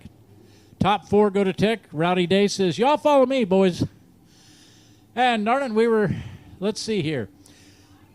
Kevin Rogers is down there, and unfortunately we had a problem with one of our wireless mics, so not sure if we're going to get an interview or not.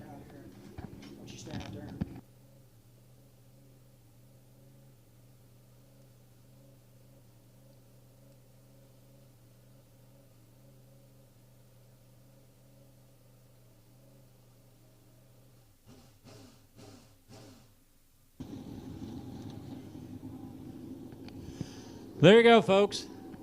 He's got his helmet off. How about a great big hand for Rowdy Day? Yeah, buddy. Rowdy doing a magnificent job of picking up the A-main event. All right, down here in the ballistictrailersales.com victory lane, Mr. Rowdy Day. Rowdy, you done been down here a few times this year. Seems like everywhere you go, man, you're up front running. Saw you put a quick change in, so you got a little bit of a weight disadvantage now. How was it the first night out? Yeah, man, it's honestly feels pretty good. Well, you can tell it's back there. It's a lot of weight you're toting around. Like I said, we're about to roll across the scales now. You can look for yourself. It weighs 2,700 pounds. The limit is, like I said, 2,550. We're over that, and man, it feels good. I got an awesome crew. I want to thank David and Armin, Montana, and my dad, my brother. My kids. If it wasn't for them, I wouldn't be here. Folks, give it up one more time for your Costin & Son Ready Mix USRA Limited Modified feature winner, Mr. Rowdy Day. Thank you very much. Aaron Rogers, we sure do. Kevin Rogers, we sure do appreciate that. And, of course, Rowdy says, boy, I'm glad I came all the way up here from Greenville. You know what? It's a pretty good drive. And what we all have to look at now is, tell me about it, the price of fuel. Scares me. Scares you, scares us all, and it ain't easy. I was here last Saturday night with Justin Weidman was your announcer last Saturday night. I was filling in for him, just wanted to get my feet wet, literally. And I decided, that's a long drive. I'm getting up there in age. Yeah, I qualify for senior citizen and everything. So I had to stop on down the road at Whataburger, get a cup of coffee and a burger to go. I said, I'm going to fix that. I'm going to pull my travel trailer up here to Farm View RV Park. I went from 18 miles to the gallon in my little thirsty F-150 to 8.2 miles to the gallon in a very thirsty F-150. So I guess when my days RVing will be over for coming up here, I'll just have to take the long drive to the house. All right. Stock cars. Again, one time, we, and me included, called it a beginner's class or an entry-level class, and it was not at all, or it is not at all anymore. Thank you. Douglas Distributing, hey, main event.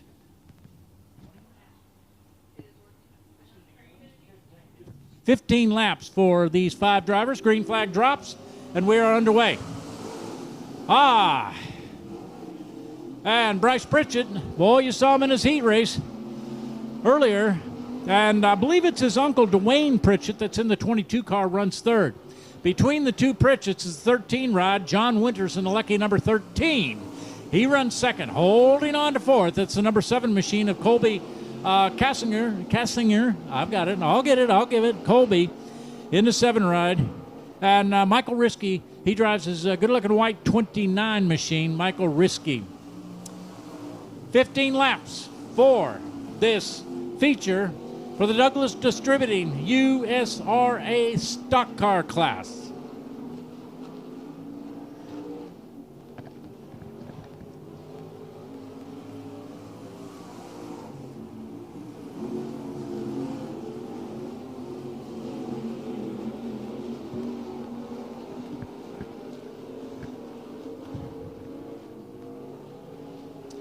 Once again, Rocket Raceway Park runs every Saturday night and swap around classes from one week to the next. You might see modifieds out here one week and maybe not the next.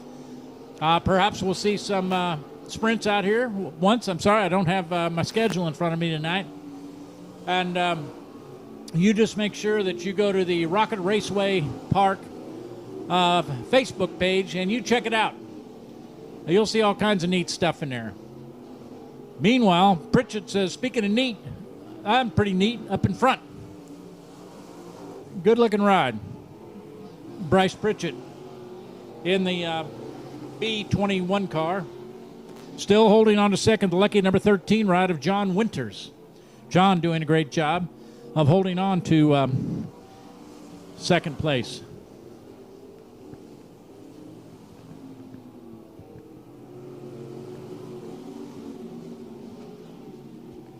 And then having their own battle, third, Dwayne Pritchett in the 22 ride. And Michael Risky in his 29 ride. In the 7 car, we got us a cut down right front tire on the 7 ride right in front of us. It's Colby Kessinger that had to shut it down and bring it to the infield. Cut down right front.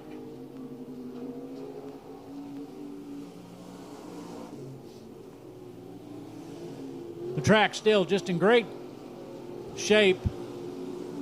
Some drivers electing to stay high in the number 1 turn, others staying low in the number 1 turn, but looks like everybody pretty much likes the high line in 1s and 2. We got 5 laps remaining, 5 laps to go, with Bryce Pritchett having a swell time up in front.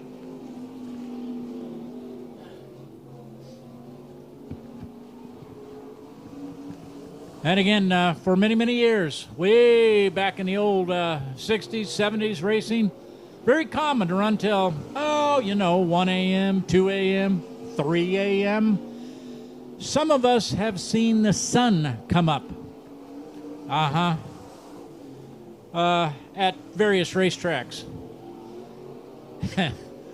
Well, no, they weren't racing, but, you have to do some bench racing sometimes after the races. Get over at 3 o'clock, head to the house at 5.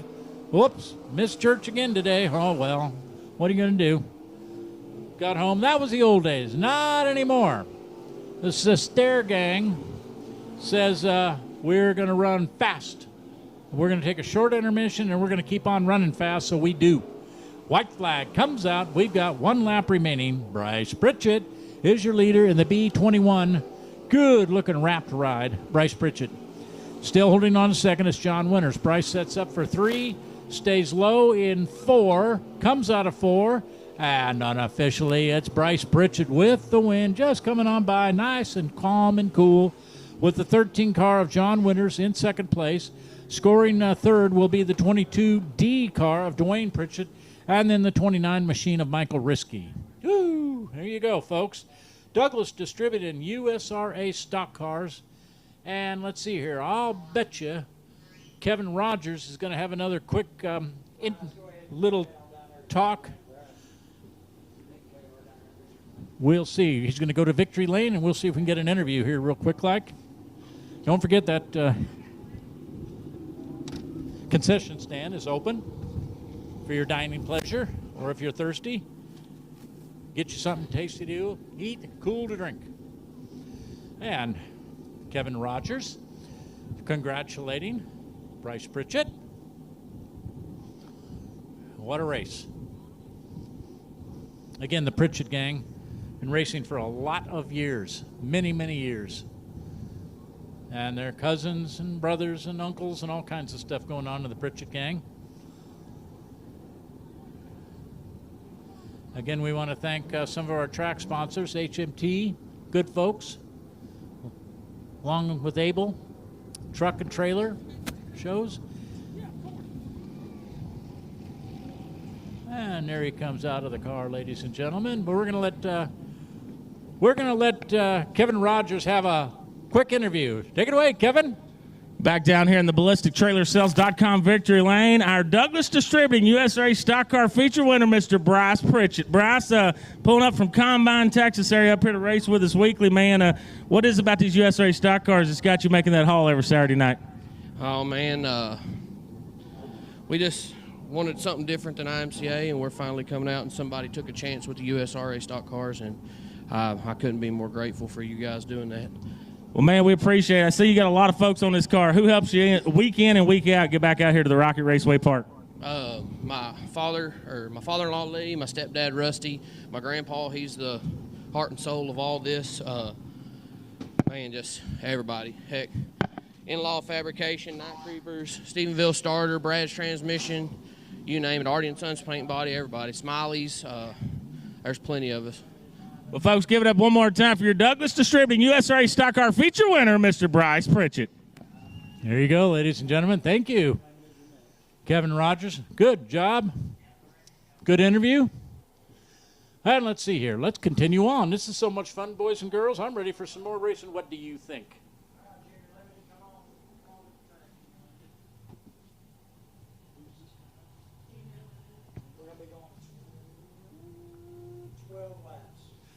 Junior, easy for me to say, Junior Limited, A main event, 12 laps. 12 laps for the A main. These youngsters, they put on a great show. Yeah, they're learning, but they're doing a good job. Langston Fetty, kind of like Petty, Texas, only this is Fetty with an F. Langston Fetty starts on the pole. Corbin Ross in the 29 car. Ashton Bakhta in the 43 car, and the young lady, Scout Nation, driving her 94 car. That's right, boys and girls, we got boys and girls. 12-lap, A main event.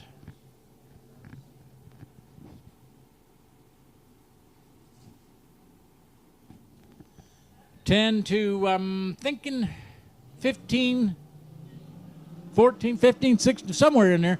Most of them don't drive to the racetrack. They can't. They got to let dad or mom drive to the racetrack, then unload their race car and go racing. Ooh, uh-oh, look out.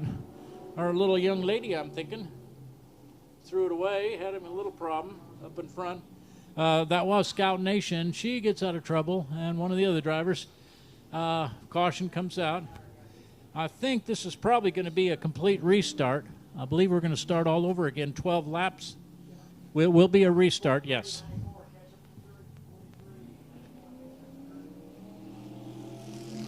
That was the 43 car of Ashton Bakhta. Oh, I hope I'm pronouncing Ashton's last name right.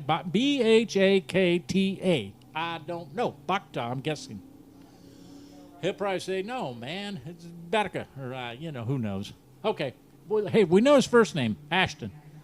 Doing a good job. Scout, she got together with Ashton. No harm done. Did a little, 94 car, guess what? Cut down right front tire. She will not be able to make the restart, as she got into Ashton. The two of them tangled. So she'll have to go off. Oh, and I think Ashton is probably going to go off. The reason being, I'm thinking they're going to do a little quick hot pit. What they are doing is a little quick adjustment on the left front of that car. Ah, there we go. They adjusted it real good. They took it off, the fender. We ain't going to have no flying fenders in our racetrack. So that is a hot pit area. Hot pit area way at the top of turn 2. And our officials, track personnel, get up there and, well, if they have to modify your car, they got to modify your car. It's called rip off the fender. That's it. We don't need that anyway. Let's go racing.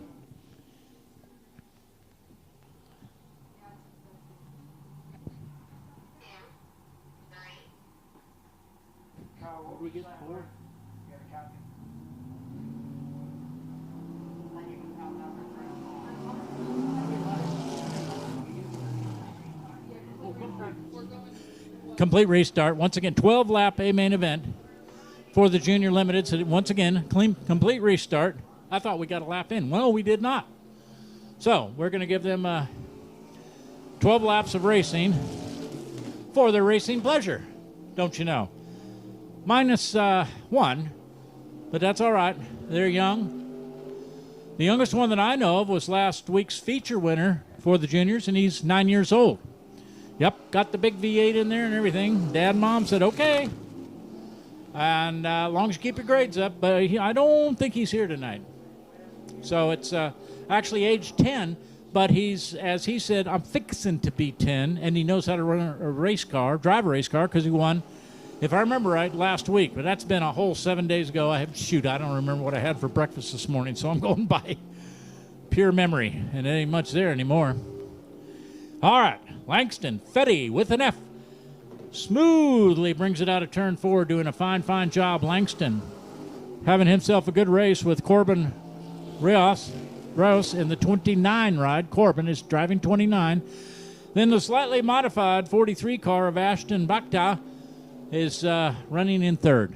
Let's see. The 45 car got a little squirrely coming out of 4.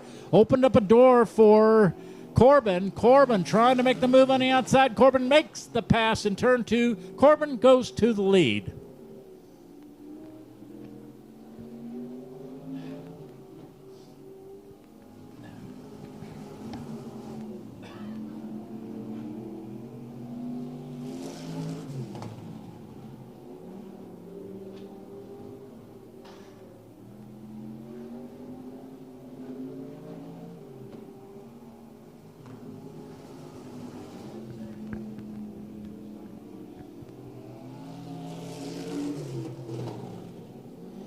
Corbin, Rios, R-I-O-J-A-S. I bet you that J is silent. Doing a fine job. And look at this drag race up in front. Down low goes Langston Fetty once again. Corbin with a K comes right back. Corbin stays high on the top of bottom of 3. Stays high in the middle of 4. And what a drag race. The two drivers, the youngsters, are having a great time up in front. Ooh, mercy. Junior Limited Modified class. Really glad to see this class. Sometimes they've had quite a few more than this. We got 2 laps remaining, 2 laps.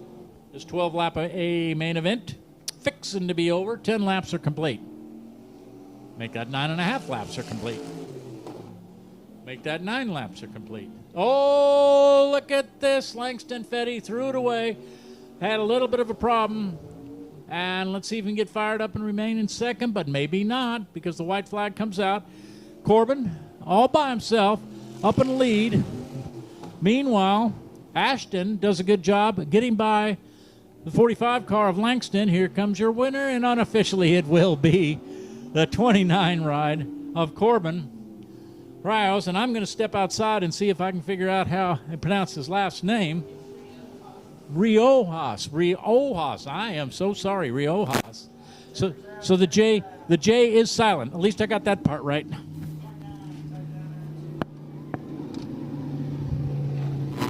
All right.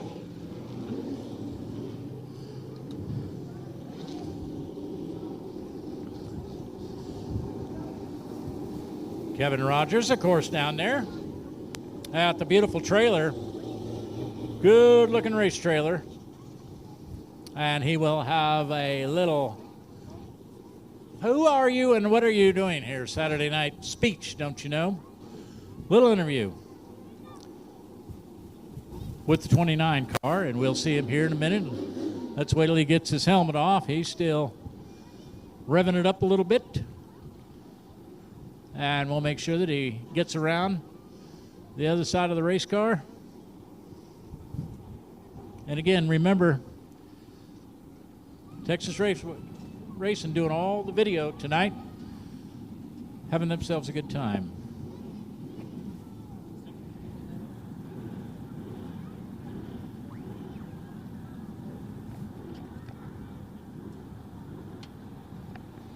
Folks, this young driver's making his way out of the car. When he climbs out of this beautiful 29 machine, y'all let Corbin Railhouse know you appreciate the show he just put on for you. Corbin, come on around here, buddy. Let's talk for just a second, and then we'll get all these pictures taken here. So, man, I tell you, you and the 045 car had a heck of a race going on there. How was it? I mean, back and forth, back and forth. What was it like from your vantage point tonight? He was fast. I was just trying to follow him, and I tried to get up under him on the start, and he just was so fast I couldn't, and he finally made a few mistakes to help me get around him. And then he got up underneath me later in the race, and I finally got back around him and just got in his way so he couldn't get back around me. Well, that was a good one. You boys battled it out really good. I see a lot of people on this car. Who helps you every week get to the racetrack all week long in the shop? Tell the folks at home back on watching on Race on Texas who makes it possible. My dad and Holloman Construction Company.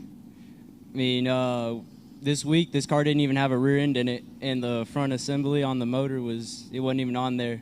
And my dad, he helped me get it all back together this week.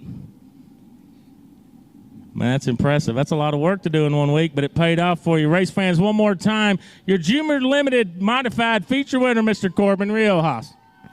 There you go, Corbin. Good job. Thank you very much, Kevin Rogers.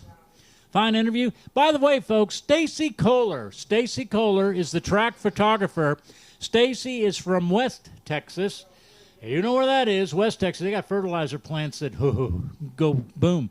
Anyway, West, Stacy Kohler's from there. Her dad built race engines years ago. Dan Robbins was her father. And her photography company is Southern Sass Photography. Southern Sass Photographs. Photos.com. There you go, SouthernSassPhotos.com. Stacy does a super job. Right after the races, Stacy will be down on, crouching down behind the trailer where she can see real well what she's doing. She will put up the feature winners immediately on Facebook. And, I've seen a lot of good photographers around, not just Texas, but Oklahoma and, other states as well. And it always, got to wait a day or two or so to make sure you got photographs and all that. Not Stacy. She does it right away. Okay. I think we got the big boys coming out this time.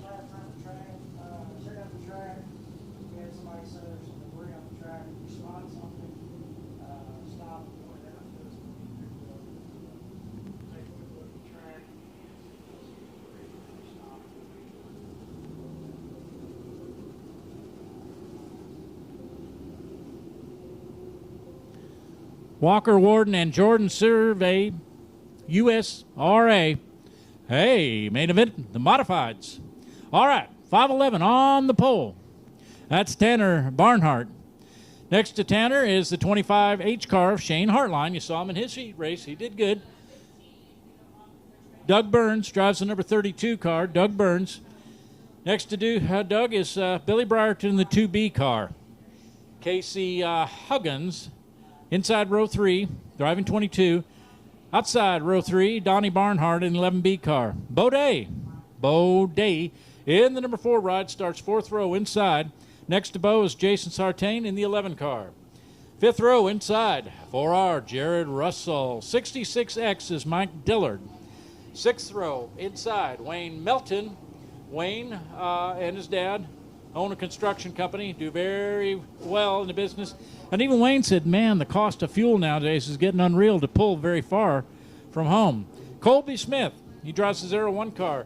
Jimmy Williams, 82, 7th row inside. Tommy Davis in the 178 car. He drives starts 7th row outside. Sean Gemage in the 88 car. And starting in 16th position is Danny Veal in the 5X car. 9th row inside, Ross Malone in the 2CC car. Michael Risky runs 2R. 10th row on the back, it's Gary Cullens in 3C. And last but not least, Wyatt Gagaro in the 15W car. And I hope I'm pronouncing Wyatt's last name properly.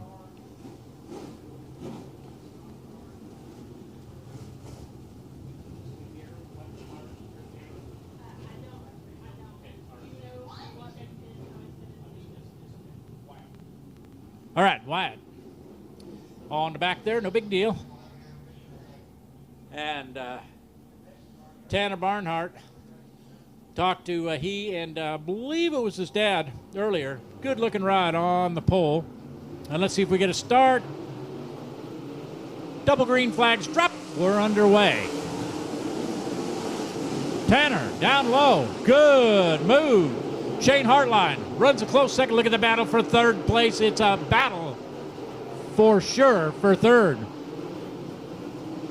Jason Sartain makes a good move in that 17 Red Bride. I'm sure he's got plenty of sponsors. Maybe just doesn't have it wrapped yet. Leader continues to be good-looking 511 ride of Tanner Barnhart up in front. That number 11 machine with Shane Hartline doing a good job in second. Anybody's race for about the number 5 spot on back. Bo Day in his number 4 car running about the number 8 spot right now. Bo started 7th position. And remember that number 4 car, Bo Day's, is for sale. It's a rocket, believe me. A rocket racing a rocket. Oh, cool. All right, Tanner Barnhart continues to lead them all.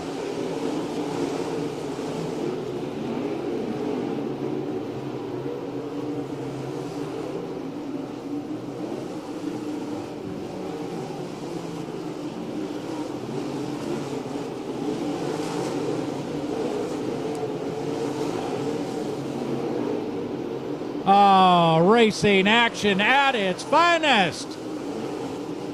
With the modifieds having themselves one super race.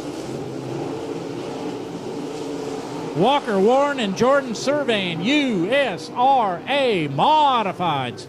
Caution coming out as we have a problem in the middle of 3 and 4.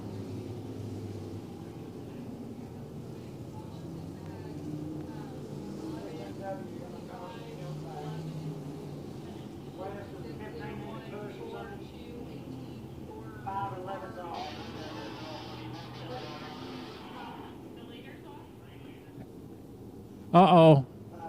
511, your leader, Tanner Barnhart. Guess what? Looks like we got a radiator problem, and the last thing he wants to do is fry a good motor. And so he shuts it down. Smooth move, unfortunately. Not going to get a win tonight, but not having a win is a whole lot better than losing your favorite main motor, don't you know?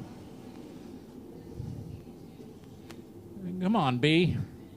That's my tea. I got a B in my tea. What do? I guess I won't have a drink of it. All right.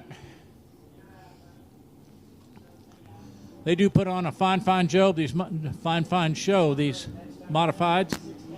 6 laps complete. 6 laps complete. 20 lap A main. 6 laps complete.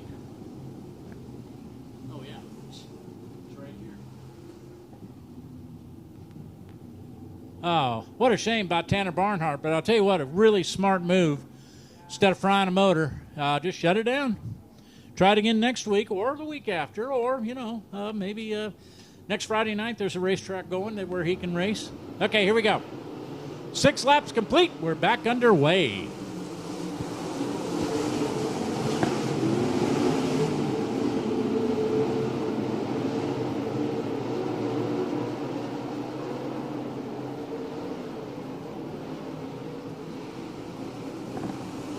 Wow. Heartline. Having himself a fine ride. Up in front, Shane Heartline. Yeah, whoops, more caution. Another caution coming out. And we'll shut it down here.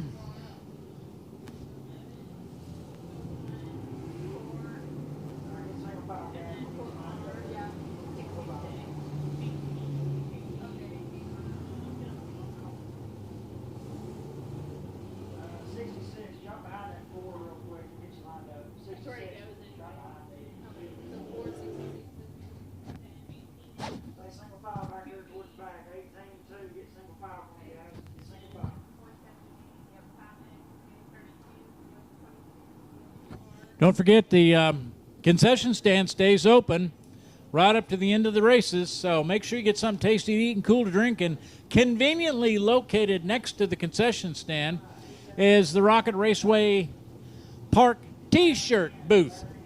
And who is that? Yeah, another Sestaire. That's Kevin Sestaire's son.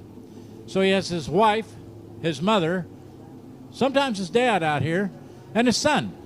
Talk about a family way to spend a good Saturday night with the family is come to Rocket Raceway Park. Kevin's family comes out here, the whole gang. And the other half of this operation is Kevin Rogers. Of course, he's been doing the interviews down on the infield. Kevin Rogers doing a fine job. And he knows a lot of these drivers up close and personal. And he's got all kinds of information on him, always gives a great interview. And he's out here most every Saturday night. Last week, he was down in Canton at a big bluegrass festival. He's involved in other businesses. And I said, you ever heard of a Stelling banjo? He says, oh, sure. Well, Jeff Stelling happened to be my brother-in-law. It was a practice marriage, what can I say, many years ago. No longer. Here we go. Back underway. Am I remarried? Oh, heck yeah. Oh, what's her name? About 36 years now. All right. Heartline. Yeah. He's looking good. You can just hear that. Oh, 725 horsepower a lot of these rides have. And you can hear every one of them horses pounding hooves up in front. Heartline stays high in 4. Right up against the wall. Finds a good cushion mark. Still holding on to second place is that 17 ride. And that's Jason Sartain, by the way. Uh-oh, got more problems. Right in the middle of 4, and they will shut it down. Fortunately, everybody, these guys are really, really good race car drivers. And they can not only see, I swear they can smell problems. They might be coming out of 2 and smell a problem down in 4. Ooh.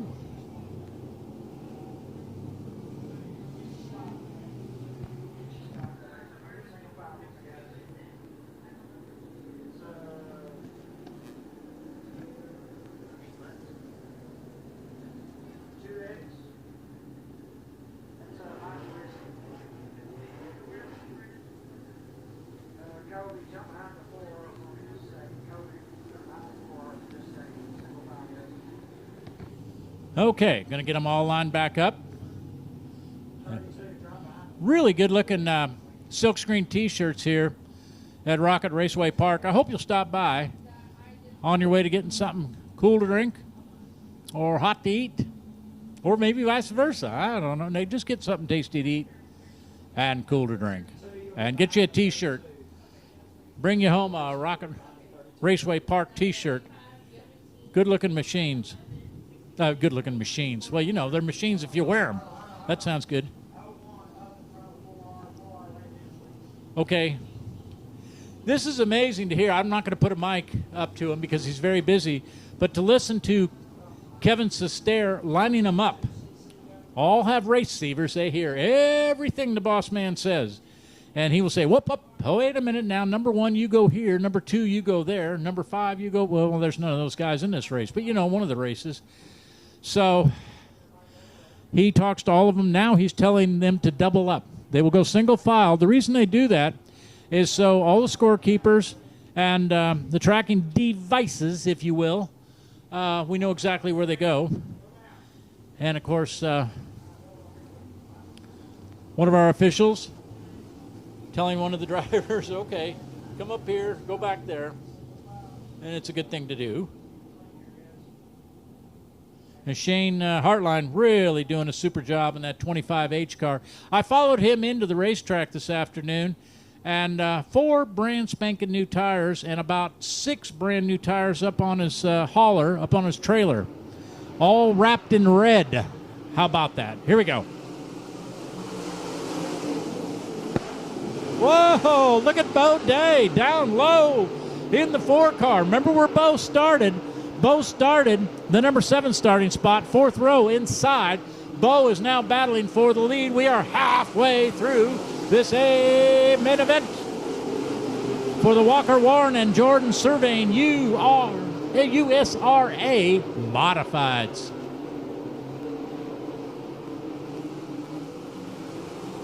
Bo Day running second. Again, that race car is for sale.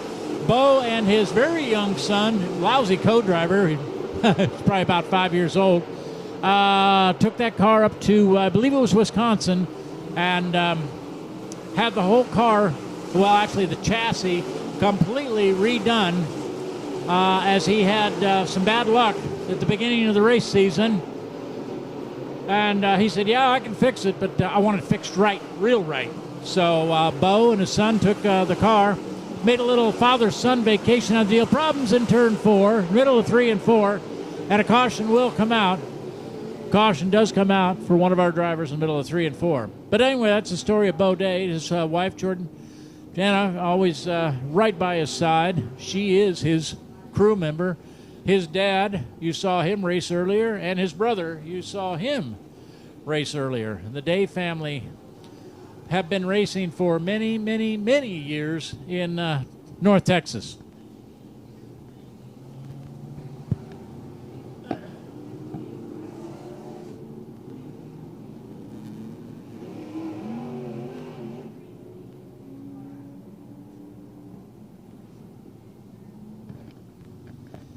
Something I learned many, many years ago, my background radio, many years ago, talking in the early 70s, never sit at the mic. Always stand. Why? Breathing. You cannot breathe sitting down. And I don't understand. The guys at the TV, of course, have got it made, whether they're NBC, ABC, Fox Sports, it doesn't matter. But they'll sit down in a whole race, and then a lot of times the cameras will catch them standing up. They get tired of sitting. The reason they sit, one of the main reasons, is some of the announcers are rather short. Bobby Labonte is a prime example. Very, very short, okay? A lot of race car drivers or flat track racers, not so much motocross, but flat track motorcycle racers, well, a little on the shorter side.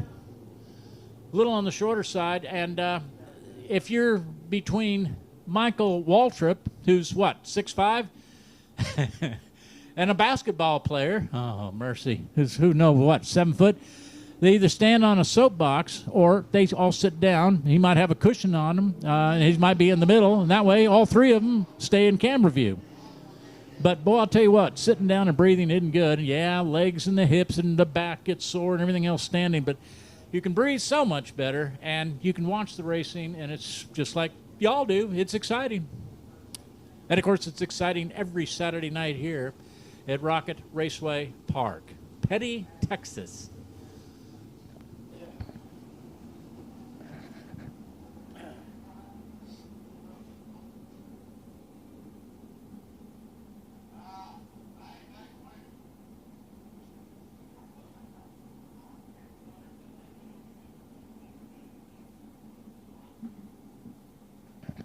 Wouldn't you know that caution came out on lucky number 13. 13 laps complete.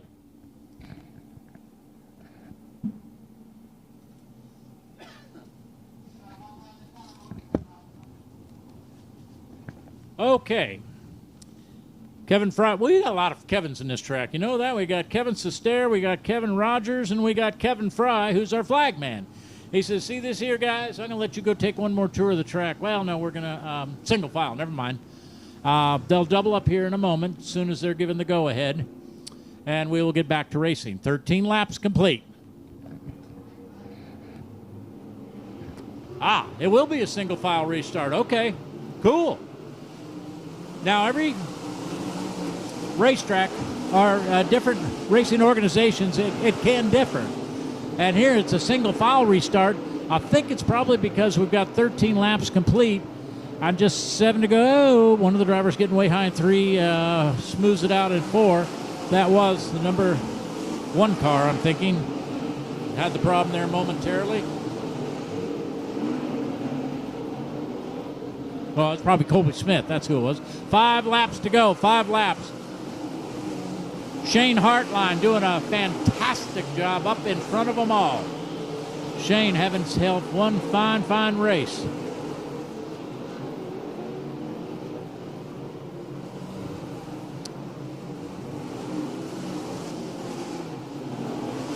Mike Dillard having a good race. 66X car. Mike Dillard runs, I think, in that number 2 spot. And we're having ourselves some fine racing action here at Rocket Raceway Park. Oh, a little mud coming up off the 17 machine. Jason Sartain kicks up a little mud, went right into the turn 4 stands. 2 laps yeah. Go.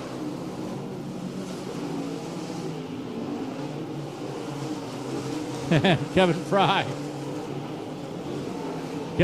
our flagman, doing a fine job. Oh, caution coming out. As we got a problem at the top of turn 1. Top of turn 4. It's your other turn 1, Brad. Turn 4 was a problem with this driver coming by us right now.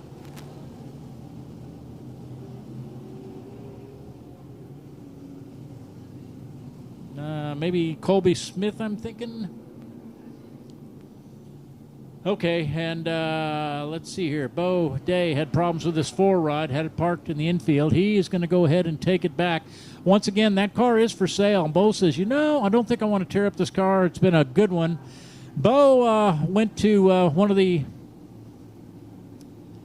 award banquets last year, different racing organization other than what we use out here.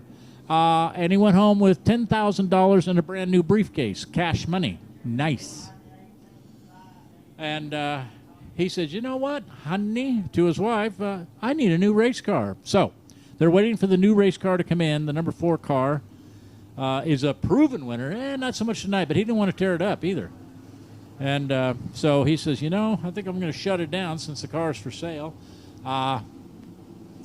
And he will be out bigger and better than ever when the new ride comes in. It's probably like everything else. Oh, the parts are all sitting in a container ship off the coast of California somewhere. Who knows? Who knows? It just isn't here yet.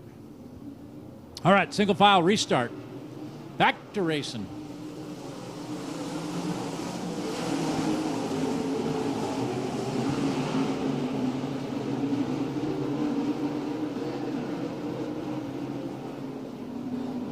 Hartline comes to the white flag. Shane with the gas on, stays high in turn 1. That beautiful green and white 66X car. I'm thinking that's Mike Dillard having himself a fine race. Here comes the checkers. Oh, wow. It will be Shane Hartline. Shane with a fantastic win. Boy, I'll tell you what, he deserved that one. And I think who was it? Rowdy Day that won a race earlier, went across scales at 2,700 pounds. They need to be 25. That was in that class, I think. Maybe the same weight here. I'm not sure, so I better not say anything. But these guys make sure there's plenty of fuel in them. They know exactly what they weigh at the beginning of the race. And if there's a lot of cautions, they don't want to run fuel too low because guess what? That's going to put them illegal across the scales too light. Don't forget, Stacy Kohler down there, Southern Sass Photography. Stacy doing a super job. And I'll tell you what, she's got an incredible eye to do those races, do those photographs. Or, race photographs. That's what I was trying to say. All one word, easy for me to say. And Shane Hartline, will be coming out here momentarily.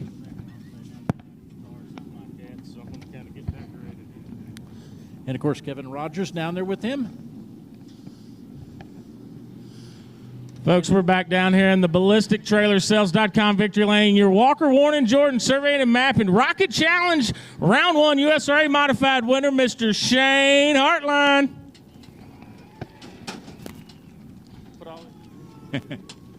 Man, Shane, that was a good one. You and little Tanner Barnhart there had a good race going on to the front. It looked like he threw a fan through the radiator. And then once you get out front, you look like you had to, could pick the line you wanted to pick and just kept a good, steady pace. Yeah, clean air is pretty important in these things, and with the way the track was with a big cushion up top, just stay there, don't give up. Well, tonight it was a little extra money, Able Truck and Trailer Sales, Full Throttle Supply, Pamela Ferris, Stinky Scrap Metal, and I think there's a few other ones I'm probably forgetting in there, and I'll plug them here in a minute, but you're going to take home $2,000 tonight for round 1 of the Rocket Challenge presented by Walker, Warren, and Jordan Surveying. Well, I sure appreciate all the sponsors, all the guys that helped me with this thing. It's not easy to come out here and do this. Folks, give it up one more time, Mr. Shane Hartline. Let me get you a flag, right? Thanks a million, Kevin Rogers. $2,000. I'll pray it's pay the fast price of fuel. Yep, that'll help. Hey, Brad, before you get back on there, I grabbed Mike Dillard, your second place runner. Mike, come up through the field pretty good, man. Looks like you're back to your fighting weight, your fighting self. How was the car tonight? It was good. It was good. Now, the old guy here is a little tired, I'll tell you. Well, you look like he's breathing a little hard, but, man, what do you think about this racetrack for you tonight? It's great. It's fast. It's really, really fast around this thing. Well, good deal, man. Appreciate you coming out. Hope we see you some more this season. There you go. All right. That'll work. And, of course, sponsorship so important. Sponsorship important to us, too. Main Construction. Yeah. The main gang there. Hey, got them big old loaders and front-end loaders and track hoses. All that good stuff. Okay. Let's see here. It's going to be a 20-lap A-main event. Top 4 will be going to Tech.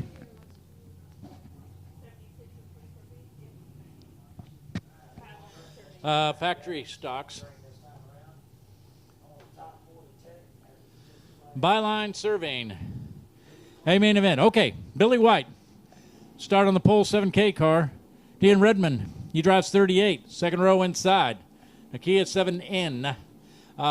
Norris. I'm sorry. Nakia Norris in 7N. Jesse Freeland drives the 24 car. Third row inside. Marty Hicks drives the 2H car. It's a good-looking ride. Michael Smith in his 5V car, Tyler Killingsworth 45X, Bryce Pritchett B21,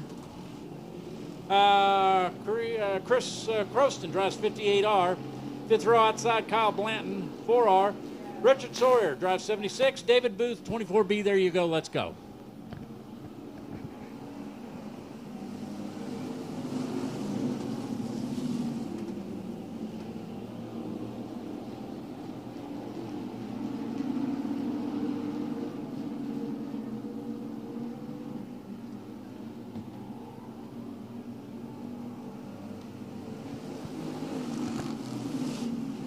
Billy White having himself a fine race. First lap of 20 in the record books.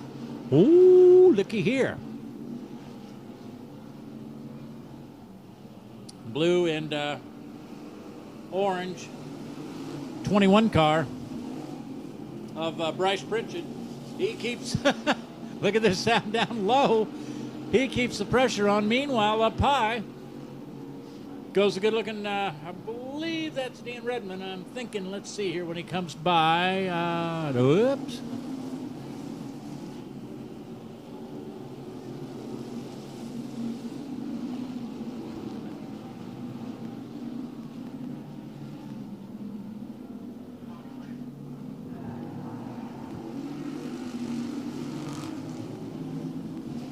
Excellent race. Excellent race. Ooh. Shut her down and park it. One of the cars. Looks like, I'm thinking Richard Sawyer maybe. Oh, no, Billy. Well, let's see here. I can't tell. All right. Meanwhile, up in front, Pritchett.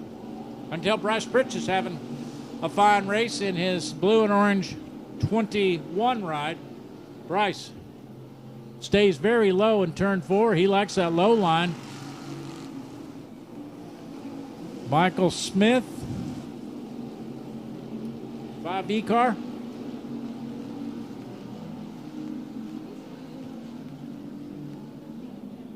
And it is Michael Smith in that 5V car that is running second place. Oh, well, Boa, he was running second. Now he's trying for the lead.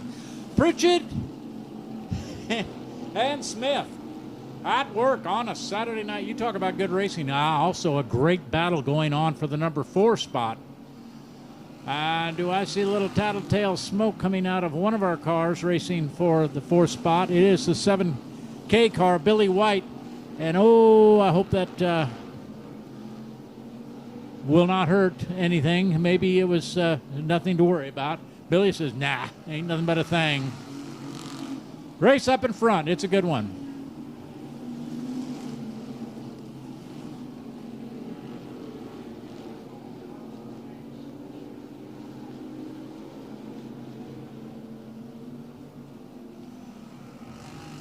Oh, mercy.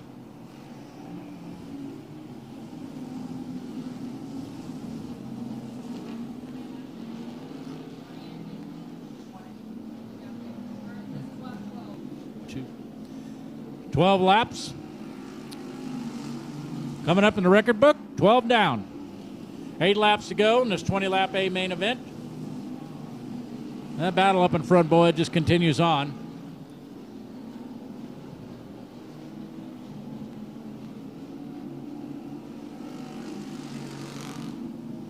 Pritchett.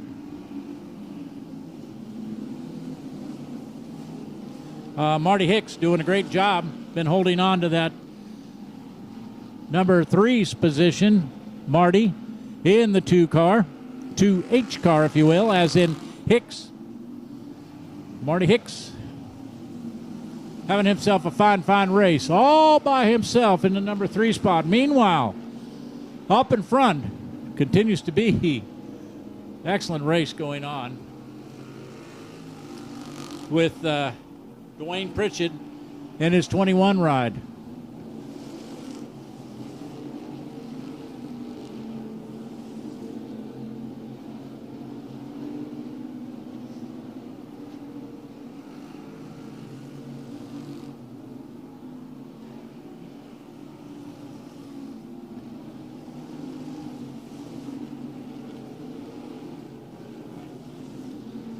Well, I see Marty Hicks has got a few friends out here helping him race that race car.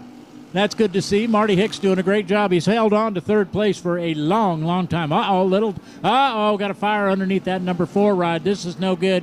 Caution coming out. This will be a full red. This will probably be a full red. We will stop completely where they're at. The drivers where they're at do not pass. And they are listening.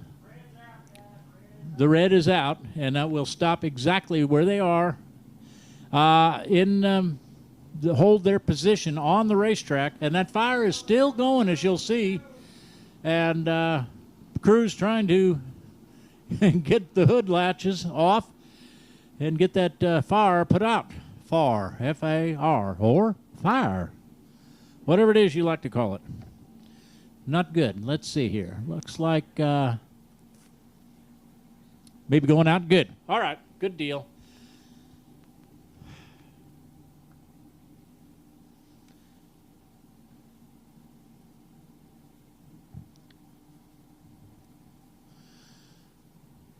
Now, you wonder, how do all the drivers know exactly where they stop? Well, let me tell you how. First of all, they've all got transponders. Transponder, that little tattletale instrument under the car, no lower than the steering box. And, of course, they are in constant communication with Kevin Sestaire upstairs here. Kevin has no notes in front of him. He doesn't need notes. He's been racing for many years. Kevin raced 3-wheelers years ago at Boyd Raceway, very young. That's when he worked for a plumbing company. And one thing led to another, and Kevin Sestair Plumbing is now very big. He's got 18 plumbers working for him, and they all do a great job. New construction, old construction, you name it, they do it all.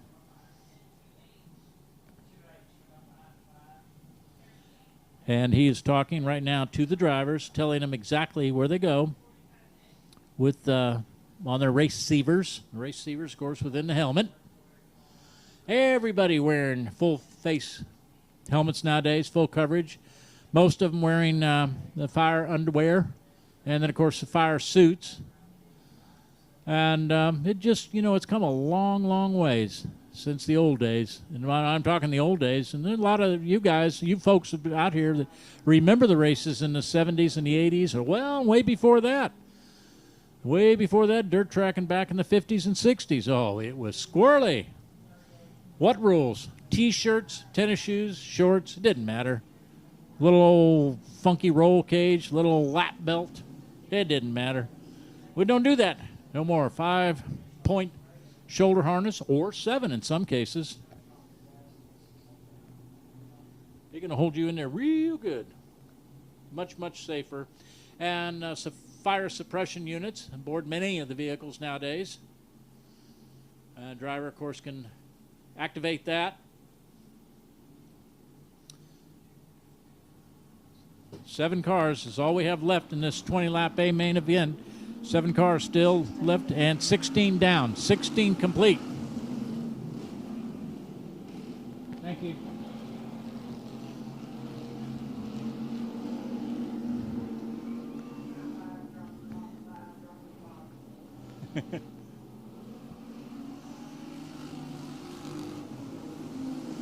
Marty Hicks now has found himself number 2 spot, doing a good job in that 2H car. Marty Hicks having a fine ride. Still up in front, it's Bryce Pitchett in the B21 car. Remember, he started 4th row outside. He's led of the most of the way. 2 laps to go. 2 laps to go. Holding on to 3rd place. Good looking 38 ride of Dion Redmond. Redmond family have been racing for many, many years. I'm sure they're all together, the Redmonds. Out of East Dallas, I can't remember exactly. 1 lap to go, 1 lap. And Pritchett continues to lead in his good-looking 21 ride. Bryce Pritchett, he started again 4th row outside. He's led most of this race. Here he comes. Bryce Pritchett, and officially it'll be Bryce Pritchett with the win. Hicks coming by in 2nd place. Marty Hicks with his 2H. Good-looking car. Beautiful wrap job on Marty Hicks' car. Y'all, after the races, shoot, it's early. Stick around. Go on down to the pits. Say hi to Bryce or say hi to Marty. They like it. They like it a lot. It'd be all right.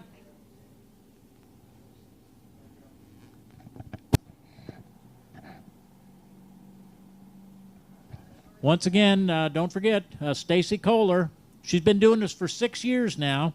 Southern Sass Photography. That's right, Southern Sass Photography.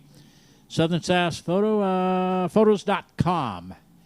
And she does a superb job. And I'll tell you what, it really takes a special person with a really good eye. And Stacy has got that. And she comes all the way up here from west. That's right, right down in the Waco neighborhood. Well, before Waco, before Elmont, before Heart of Texas. But she comes up here from west every Saturday night, and that's a heck of a haul. I've chickened out. I brought my travel trailer. I'm spending the night right here in y'all's neighborhood. And I'll go to the house tomorrow. Okay. Folks, we're back down here in the BallisticTrailerSales.com Victory Lane. A very tired Mr. Bryce Pritchett doubling up tonight. Make a big round of applause for Bryce here. Bryce, I'll let you catch your breath for a minute, though. You had the old Byline Survey and USA Factory stock pretty much rolling tonight. Good field of cars tonight. You got out front, kind of could set the pace. How was it from where you're sitting at? Oh, you're going to get that hat that I told you to put on before you got out? That's all right, bud. Tell us what it's like out front tonight, bud. Man, we've been working with Precision Performance, man, and, man, he's got me on some dig sticks right now that are just out of this world crazy, man. It's just, this thing's like driving Miss Daisy. Well, it looked like when you got out front, you could set your own pace, kind of pick your line, and the old car did look like it would go and do just kind of whatever you want. That makes it a lot easier job for you, especially when you're doing double duty every night. Oh yeah. I mean, I'm sure everybody can see these cars got so much drive in them now. They're hard to steer when you're in traffic. Once you get them opened up where you can let them air out and get where you need to be, then they really get to working, and it really shows. So. Well, who helps you out on this car? We heard about the stock car. Who helps you out on this one? Man, it's pretty much the same people. Precision Performance, Rusty, my stepdad, my father-in-law, Lee, he builds all of our bodies, in-law fabrication. And my grandpa, man, like I said, he's the heart and soul of this. If it wasn't for him, we wouldn't be doing it. I've been doing it since the day I got here on Earth, and wouldn't have it any other way. I love that, man. Well, good deal, folks. One more time, your Byline Survey and USRA Factory Stock feature winner, Mr. Bryce Pritchett. All right, Kevin Rogers, very good job. Kevin.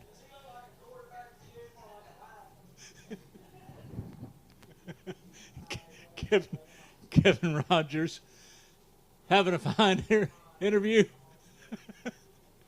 Oh, I'm not a sports fan. All right, don't forget, Stacy Kohler. They're giving me grief up here, folks, so I can't take it no more. Okay. Buckmeyer Motorsports Eco-Mods. That's right, the Economy Modifieds. Had a good turnout of them. We will be running 20-lap A main event. Derek Harris will start on the pole in a 0-2 car. Next to Derek, Jacob Watts in the 14 ride. Second row, the number 9 machine. That's Jess Vest. Next to Jess is Sam Farmer in a 72 car. Third row inside, Aaron Booth drives 24B. Next to Aaron is Brian Hopkins in a 168 car. Fourth row inside, Tony Ross, 77R. Sean Williams, 81T. Eric Whitaker pilots his 12W car. Hunter Howard drives the 48H car. Sixth row inside, Keith Parnell, 39. And Rhett Burton in the number 13R car. Charlie Coleman pilots the 11C, 71T, Brad Taylor, Terry McGray, 76, Gene Wade, 4, Ellie Jackson, 71. I hope they're all out there because I'm out of breath. Uh-oh, guess what? They didn't like that one. No. Kevin Fryman, our flag man, Kevin Fry says, come on, guys, we ain't going to even go. Let's try this again. This will be a restart. Will be 20-lap A main event. Buckmeyer Motorsports Economy Modifieds at your service. A little better this time. A little bit better. Good start.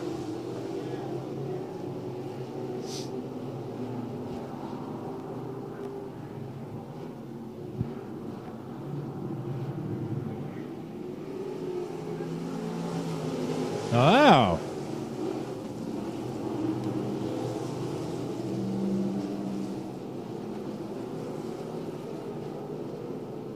Derek Harris having himself one fine race, as well as the 14 car, Jacob Watts. Jacob goes to the lead. Jacob Watts, your new leader. Oh, a little paint swapping going on between second and third place cars there for a while. I believe that was Derek Harris mixing it up with, not sure. 72 ride. Started second row outside, Sam Farmer. He is up to the number 3 spot right now. Sam Farmer having himself one fine race. Yeah, buddy.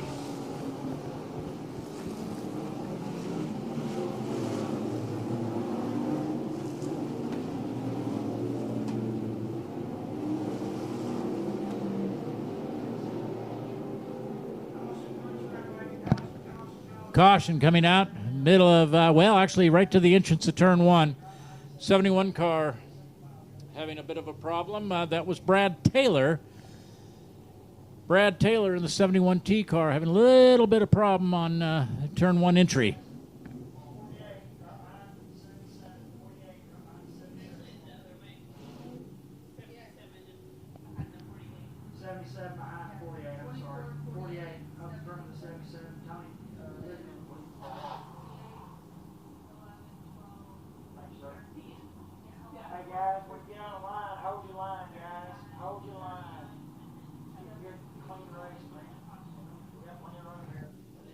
Well, let's see here. Might have a little bit of problem with the car in second place right now. The 81 car got a highly modified right side to his body. Well, not his body, but the car body. Sean Williams, I'm thinking that is. Meanwhile, our wreckers, Costin and Son, doing a great job, doing good business. Our record drivers out here, that doesn't have anything to do with Costin and Son, but I just like talking about them. And Douglas, one of our track sponsors. Eh.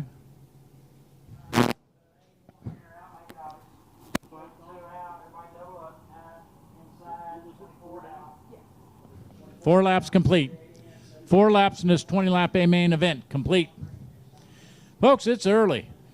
Stick around. Kevin does run a fast show, but it takes a whole crew and all the receivers that the drivers are listening to.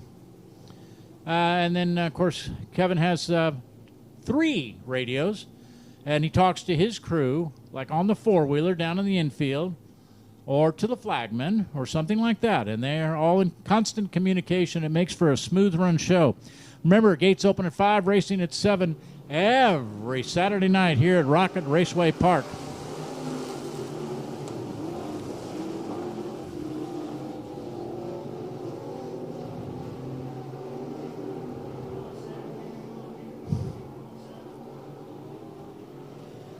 Oh, my little race fans right in front of me just made a move to a little better position. Oh, have a little problem there at the top of number 1 and 2. I thought they were getting ready to all go home, and it really was really upsetting me. I said, no, don't go home. The races are still going on. You're not going home. You just wanted to get a better spot. I don't blame you. This is a good spot to be, just past the start-finish line. All right.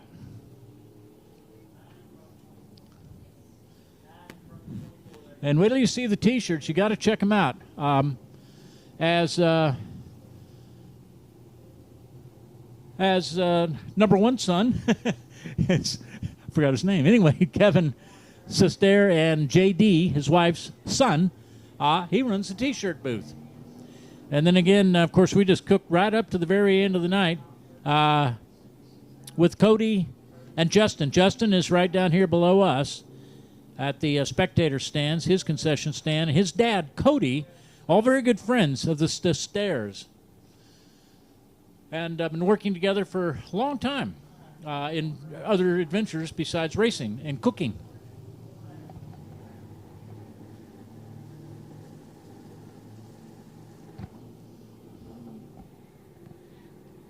Okay, I think they're probably determined that maybe the car that's got the right side isn't in danger of maybe coming apart, so maybe they're going to go ahead and let him start, which that's cool. They do everything they can to get these race car drivers.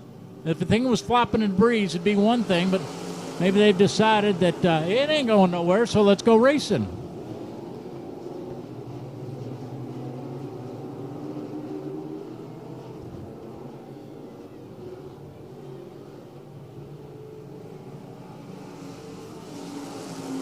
Yeah, Jacob Watts with the gas on, having himself one fine ride.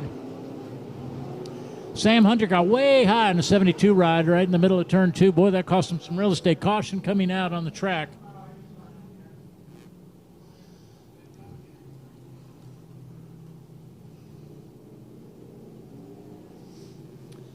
Now, who brings out the cautions? Well, a lot of time it cost them a little real estate. They can get back into the race, but they may have to go to the back of the pack. That kind of depends on the circumstances. Sometimes we have to bring out a caution for tire cutting device out on the racetrack. That ain't nothing worse than having being harpooned by somebody else's race car parts. That's no good.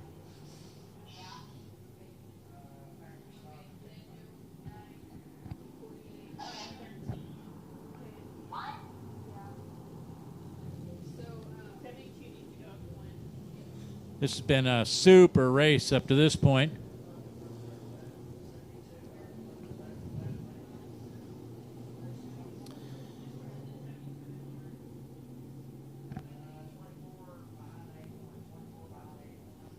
with Jacob Watts, of course. Jacob Watts in that 14 ride.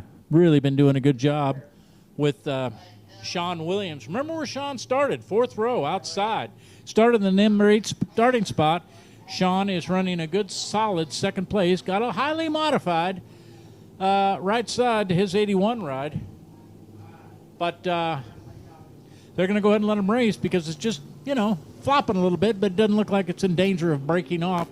Sometimes they have to make a decision, and they'll say, here, let us modify that a little further. Take out the big hammer or saw and really give it a modification. But they've determined it's okay. Let's let them race. Here we go. We're back underway. Got a couple more laps complete, which was good. Looks like we're on 4 laps complete. 5 laps. I'm sorry, 5 laps complete.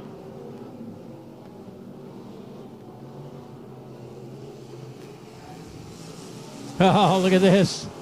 Jacob Watts in the 14 car way up high. An excellent race with Sean Williams. Another caution coming out. And we have a problem at turn 4. You folks in turn 4, you got a whole lot better view than I do. And you said, well, hey, man, when are they going to bring out the caution? Because this guy spun out right in front of us. Well, we brought it out. Of course, best view in the whole track is the flag stand.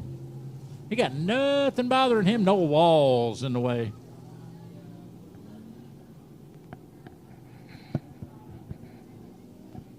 And this is just the beginning. It's only the second points race of the 2022 season for Rocket Raceway Park. Only the second points night. First points night was, of course, last Saturday night. But about 3 weeks ago, the two Kevins had a huge race. A lot of drivers from out of state coming down here from Iowa, Minnesota, Wisconsin, not New Jersey, wrong, Arkansas, Louisiana, Oklahoma, and Texas. They were all well represented, and I think a couple from Arizona, if I remember right. All right, here we go. And drivers like to go where the money is. Going to be pretty good money tonight, no doubt about it, thanks to some of our sponsors that help promote this racetrack and help with the purse. And, boy, what a battle up in front. Jacob Watts stays high. Sean Williams stays low. And Jacob continues to lead. He still stays high on the track with Sean doing a good job down low. Excellent race. And good-looking 24 ride in third, running in the number 3 spot. That would be Aaron Booth holding on to third. And then the number 72 machine of Sam Farmer. He runs 4th on the racetrack. Now, it looks like Jacob Watts got himself just a little bit of real estate, about 6 cars over Sean Williams, who still battles for second. Here comes the halfway point. Lap 10. We are 10 down, 10 to go.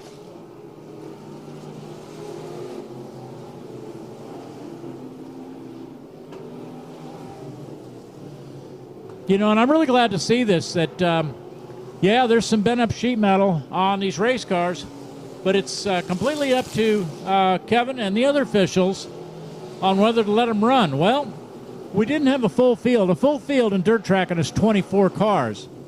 And we didn't have a full field, so shoot, let's let the guys win. So, they got a little floppy sheet metal here and there. It'll be all right.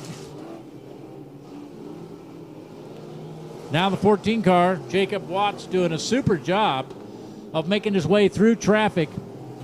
As you can see, Stacy Kohler doing a fine job with her camera. And she will take somewhere in the neighborhood of 600, probably around 800 shots tonight.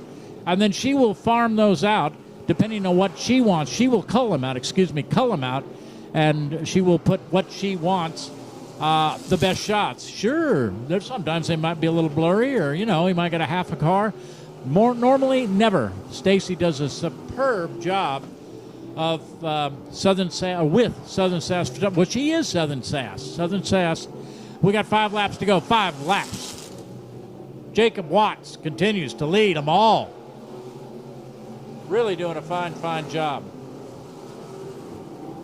And still doing a good job, though, is Sean Williams in his 81T car, slightly wounded on the right side. And your leader continues to be Jacob Watts in that 14 ride. Having himself one fine race. That's all there is to it.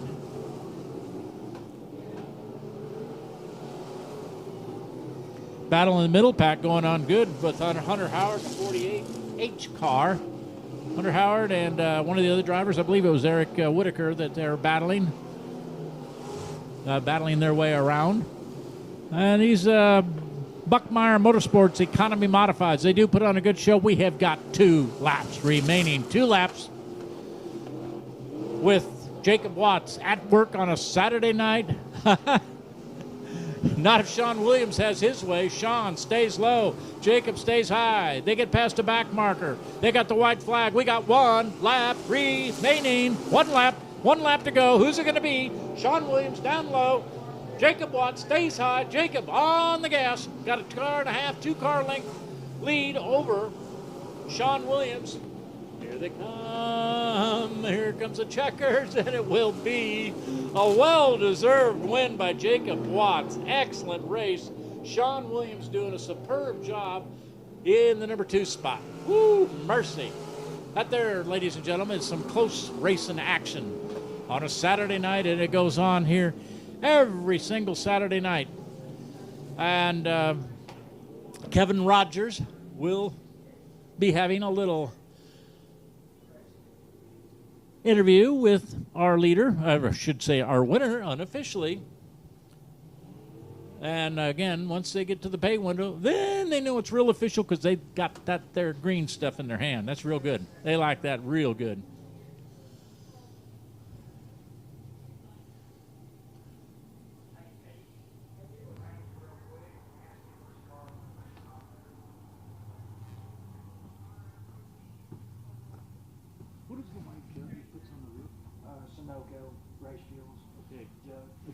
Sunoco Race Fuel jug going to the winners and getting pictures as well. Final time in the BallisticTrailerSales.com victory lane. Folks, make some noise for your Buckmeyer Motorsports Eco Mod feature winner, Mr. Jacob Watts. Jacob, man, that was fun to watch you and Sean up there, man. It was like who's going to lead the last lap kind of deal. It was back and forth all night long. Take us through the 20 laps from where you're sitting at. Man, these cautions were killing us. Every time I got a good run going, it was caution come out, and I just knew the leader was the guy behind me was sneaking up, and I knew Sean was fast. And about midway through the race, I noticed my air cleaner about to fall off. It started spinning, and it started cutting out. So I'm glad another caution didn't come out, but I had a good run. Yeah, it looked like you was a little bit better on the cushion. It looks like Sean went up there about midway through the race and was kind of following you. And then the last few laps, he kind of got under you a few times. And you kind of committed to the cushion up there and just running it. And, man, it was exciting to watch you race and appreciate it. So I see you got a lot of people on your fire suit and on your car. Kind of tell us who gets you here week in, week out. Man, first of all, if it wasn't for Mark Racing Engines, I wouldn't be here. I had some engines problems last week. And then my good friend Brian Orr, we wouldn't be where we are today with the program we got without him. And my mom and dad for believing in me and all my friends. And it's just a good run. Well, man, congratulations. Look forward to watching the rest of the season. Folks, one more time, Mr. Jacob Watts. Thank you very much, Kevin Rogers. And once again, ladies and gentlemen, look at your clocks. Look at your watches, 9:40. I have got 20 minutes to 10. You are on your way to the house. Last week we finished up at 9:55. Tonight we finish up at 9:40. What a great night of racing. On behalf of Kevin and J.D. Sestair and Kevin Rogers, and for all of the employees here at Rocket Raceway Park, I'm Brad Crane. Thanks a million for joining us. Spread the word. You are what keeps the gates open. Help keep the gates open every Saturday night right here. Drive home safely and have a great, great rest of your weekend.